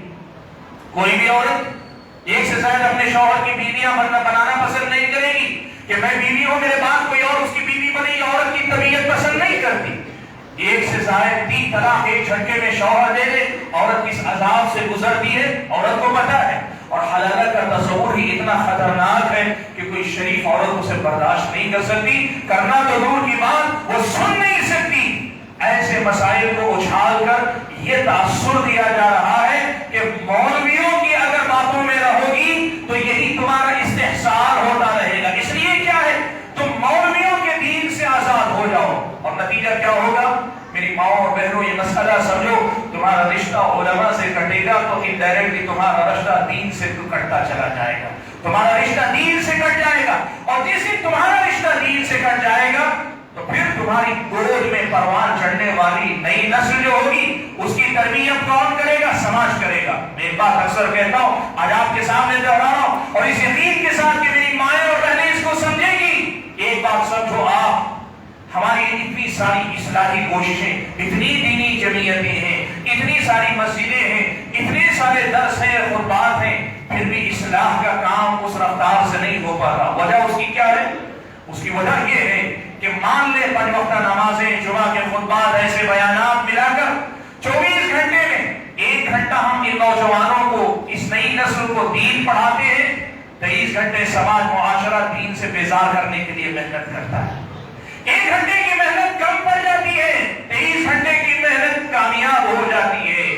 ایسے ماحول میں اگر گھر کی عورت، ماں کی گود اگر بچے کے لیے پہلا مدرسہ نہ بن سکے، ماں خود دین بیزار ہو جائے، ماں خود دین سے کٹ جائے، تو وہ بچوں کی تربیت نہیں کر پائے گی، اور جب وہ تربیت نہیں کر پائے گی تو کیا ہوگا؟ ہوگا یہ کہ مسلمان اس ملک میں رہے گا۔ میں جملہ یہ کہتا ہوں، اکثر آج پھر دہراتا ہوں کہ ایسا نہیں ہے کہ اس ملک کا اس ملک کا جو فاشسٹ طبقہ ہے، جو متشدد نظریات رکھنے والا ہندو طبقہ ہے، وہ ایسا نہیں کہ اس ملک سے مسلمانوں کو نکال دینا چاہتا۔ ان کو اچھی طریقے سے معلوم ہے کہ 15 سے 20 کروڑ کی اس آبادی کو اس ملک سے نکالنا کسی کے بس کی بات ہے، لیکن وہ چاہتا کیا ہے؟ وہ چاہتا یہ ہے کہ اس ملک میں مسلمان رہے، اس ملک میں مسلمان رہے، لیکن مسلمان نہ رہے، مسلمان نہ رہے۔ اور اس مقصد میں کامیابی کہاں سے ملے گی؟ یہاں سے ملے گی کہ ہماری ماؤں کی گود بچے کا پہلا مدرسہ نہ بن پائے۔ اگر میری مائیں اور بہنیں اپنے بچوں کو اپنے دودھ کے ساتھ اللہ کی معرفت نہیں پلائے گی، اگر نبی کی معرفت نہیں دے گی، دین اسلام کی پہچان نہیں دے گی، ان کے اندر مسلمان ہونے کا احساس نہیں پیدا کرے گی، تو پھر کیا ہوگا؟ اسکول ہے، کالج ہے، کاروبار ہے، سماج ہے، معاشرہ ہے، گلی ہے، محلہ ہے، سیاست ہے، ٹی وی ہے، تھیٹر ہے، فیس بک ہے، واٹس ایپ ہے، یہ دنیا کے یوٹیوب، یہ سب کیا ہے؟ یہ سب اسے بے دین بنانے کے پیچھے لگے ہوئے ہیں۔ صرف ایک کام کرنا ہے کہ اس کی دینی غذا کو ختم کر دیا جائے۔ اس رخ پر آج اس ملک میں کام ہو رہا ہے۔ میری ماں اور بہنوں، تمہیں سمجھنا پڑے گا کہ تمہارا کردار یہاں کتنا زیادہ اہم ہے۔ میں ایک بات یہ بھی کہنا چاہوں گا کہ بھائیوں دیکھو، ایک اور مسئلہ آپ کے سامنے ذکر کرتا ہوں۔ دیکھو، جدید دنیا کے اندر ہتھیار سے بڑی طاقت معیشت ہے، ہتھیار سے بڑی طاقت معیشت ہے، فائنانشیل جو سسٹم ہے، طاقت ہے، یہ سب سے بڑی طاقت ہے۔ آپ اپنے آپ کو کاروبار میں آگے لے جانے کی کوشش کرو۔ دیکھو، آپ جائزہ لے کر دیکھو، میں نے شروع میں بھی بات کہی، آج پھر دوہرا رہا ہوں ابھی بھی، کہ آپ ایسے کتنے کاروبار بتا سکتے ہیں جن میں مسلمانوں کا کنٹرول ہے؟ پورے کاروبار ایسا ہو کہ جس کی سماج کو ضرورت بھی ہے، اور کاروبار سماج کی ضرورت ہونے کے ساتھ مسلمانوں کے ہاتھ میں ڈومیننس ان کا ہو۔ ایسے کتنے کاروبار آپ کو ملتے ہیں؟ گجراتیوں کا اپنا کاروبار ہے، آپ اگر دیکھیں گے مختلف قسم سیٹوں کا اپنا کاروبار، الگ الگ لوگوں کا اپنا کاروبار ہے، لیکن آپ کا میرا تاثر کیا ہے؟ پہچان کیا؟ ہم مزدور پیشہ ہیں۔ ہم آئی ٹی کمپنی میں بھی کام کریں گے، وہاں بھی ہمیں کی اکثریت مزدور پیشہ ہے۔ ہم اگر مقامی سطح پہ بھی کام کریں گے، ہر جگہ ہم مزدور پیشہ ہیں۔ ایسا مت کرو، اپنے ہاتھ میں کاروبار لے کر چلنے کی کوشش کرو۔ یہ دنیا پیسے کی غلام ہے، اور معیشت اگر سدھارو گے دنیا کے اندر انقلاب بڑی آسانی کے ساتھ اثر انداز ہو سکتے ہو. آج آپ کو پتا ہے نا اڈانی امبانی فلاں اور فلاں کے نام پر جو کچھ ہو رہا ہے اس کے پیچھے کیا یہی پیسے کی قوت ہی تو ہے. آپ کو اور مجھ کو محنت کرنی پڑے گی ہم معیشت میں مستحکم ہو. دیکھو ہماری بہت بڑی کمزوری کیا ہے معلوم آپ کو؟ آپ دیکھو اپنی بستی ہی میں ہو سکتا ہے دیکھ لو آپ کو ملے گی, نہیں تو تھوڑا سا رائچور چلے جائیں آپ کو ضرور ملے گی یہ بات. وہ کیا ہے, کل اگر کسی کا دادا سڑک کے کنارے چھوٹی چائے کا دکان رکھا ہوا تھا تو اس کے باپ نے چائے کے بجائے اسی کاروبار کو آگے بڑھا کر چھوٹا سا ہوٹل بنایا تھا. آج پوتا بہت بڑے ریسٹورنٹ کا مالک ہے. کل وہاں پر اگر مان لیجیے کہ زمینات کے کاروبار میں کمیشن ایجنٹ تھا تو اس کے باپ کے بعد پوتے کے بعد دادا کے دادا کمیشن ایجنٹ تھا, باپ نے اسے تھوڑا بہت بڑھاوا دیا تھا. آج اس کا پوتا جو ہے وہ وقت کا بہت بڑا بلڈر آپ کو نظر آئے گا. غیر مسلموں کے اندر ایک چیز ہے کہ وہ آبائی جو پیشہ ہوتا ہے اسے آگے بڑھانے کی کوشش کرتے ہیں. ہماری قوم کا مزاج کیا آپ کو معلوم ہے, ہر بچہ زیرو سے شروع کرتا ہے اور کوئی بچہ کہتا ہے باپ کا جو ہے میں نہیں کروں گا, مجھے پسند نہیں. ہم شروعات کرتے ہیں, اکثریت ہے ایسی ہماری, زیرو سے شروعات کرتے ہیں. 10% ہم نے کام کیا اور 10% کے بعد ہوتا کیا ہے معلوم آپ کو؟ مان لیجئے میں نے پوری زندگی کوئی ایک کاروبار کھڑا کیا, بمشکل اس قابل بنایا کہ مانوی کی حد تک میری پہچان بن گئی. میرا بیٹا آئے گا بولے گا نہیں اس میں کوئی زیادہ برکت نہیں, اس میں زیادہ کچھ نہیں, اس لیے میں نیا کاروبار کروں. وہ پھر زیرو سے شروع کرے گا. غیروں کا مسئلہ کیا ہے, وہ وہاں سے شروع کرتا ہے جہاں اس کے بعد میں چھوڑا تھا, وہ وہی کاروبار کرے گا. مانوی ناکافی اور رائچور جائے گا, رائچور ناکافی اور بڑے شہر جائے گا, اور اگر طاقت بڑھتی گئی امکانات بڑھتے گئے دنیا کے دوسرے ملکوں تک جائے گا. بھائیو ہم معیشت کے سلسلے میں لوگوں کو معاشی استحکام دینے کے سلسلے میں دیکھو یاد رکھو لوگوں کو کام دو. اپنے پاس چھوٹا کاروبار ہے صحیح, لیکن اپنے پاس لوگوں کو کام دینے کی کوشش کرو اور یہ سلیقہ سیکھو کہ دوسروں کی محنتوں سے لوگ کماتے ہیں. آج ہم گولو کے پیر ہیں, خوب محنت کرتے ہیں, تھوڑی سی روزی کما کے خوش ہیں, اور ہماری اپنی صلاحیتوں طاقتوں کا استعمال کر کے پرائے لوگ بہت سارے جو ہے کاروباری بنتے جا رہے ہیں. وقت اجازت نہیں دیتا کہ بہت ساری باتیں کو, اور آخری ایک بات کہنا چاہوں گا, میں نے اپنے وقت سے زائد وقت لے لیا لیکن ایک بات اخیر میں کہنا چاہوں گا کہ دیکھو اس ملک میں وقتاً فوقتاً مسائل مسلمانوں کے خلاف اٹھائے جاتے ہیں. آپ کو معلوم ہے نبی علیہ السلام کے حق میں گستاخی پہلے بھی کی گئی. آپ کو معلوم ہے ماب لنچنگ ہوئی. آپ کو معلوم ہے NRC کا مسئلہ اٹھایا گیا.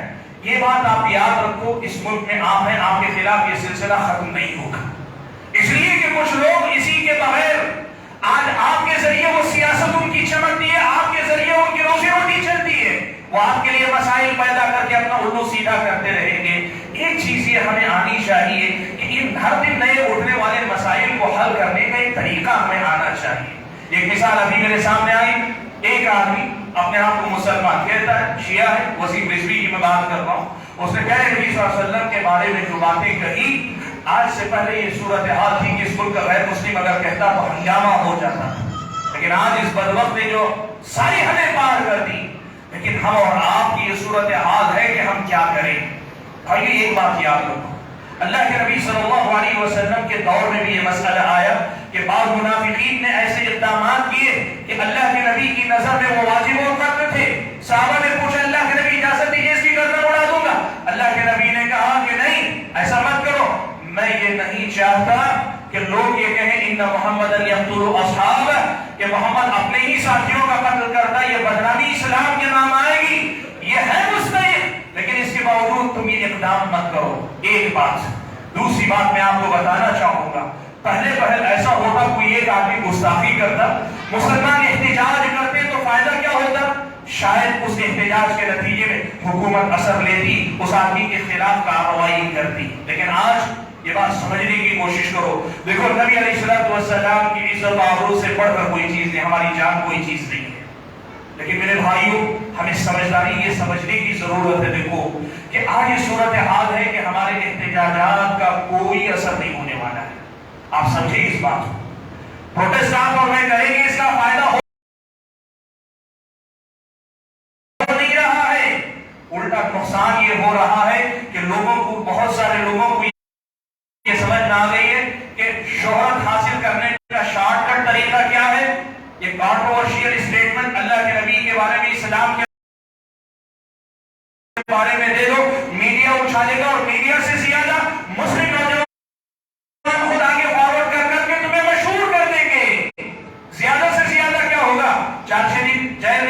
جائے گا، بیل ہوگی، اور دوسری طرف مخالف قوم ہمیں ہاتھوں ہاتھ لے گی۔ یہ ہو گیا ہے کہ ہمارے احتجاجات سے یہ سلسلہ رکنے کے بجائے بڑھ رہا ہے۔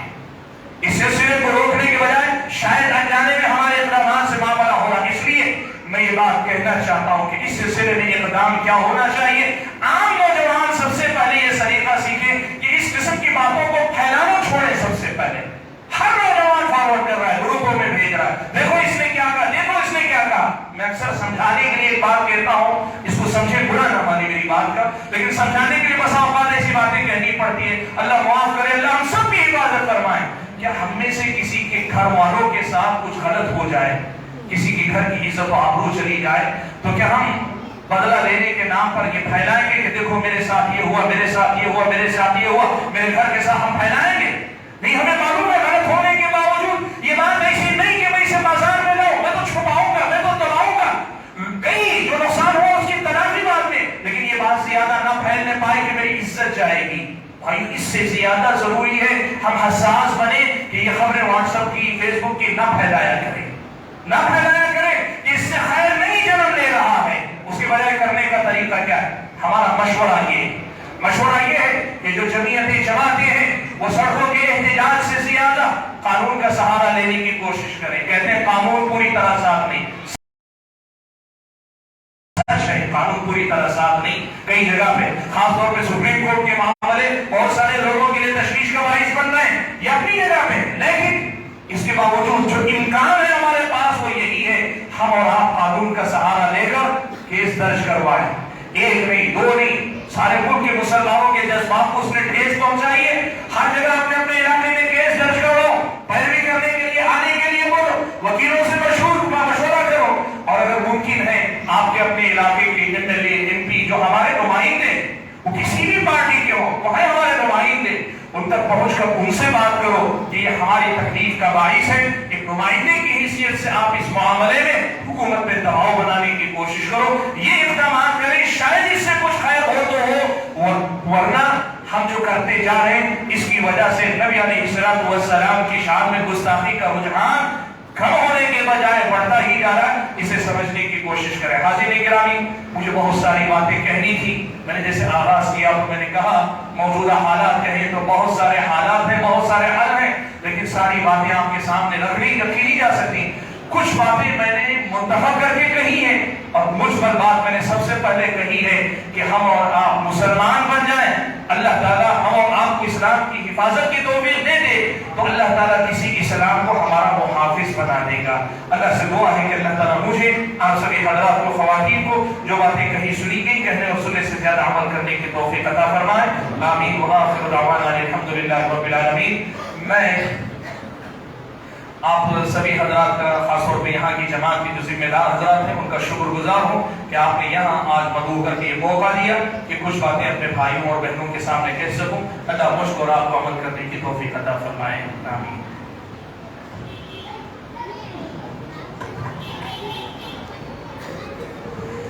جزاک اللہ خیر، ماشاءاللہ بہترین موضوع پر آپ سماعت فرما رہے تھے۔ حاضرین، ابھی کچھ لمحے ہمارے پاس ہیں، میں جو لوگ یہاں سے اٹھ رہے ہیں ان سے درخواست کرتا ہوں کہ بیٹھ جائیں، کچھ باتیں ہیں انشاءاللہ وہ سن کر جائیں، اس کے بعد جو ہے پروگرام کا اختتام ہوگا۔ حاضرین، شیخ نے موجودہ دور میں کرنے کے کام کے بہت پہلو آپ کے سامنے رکھے۔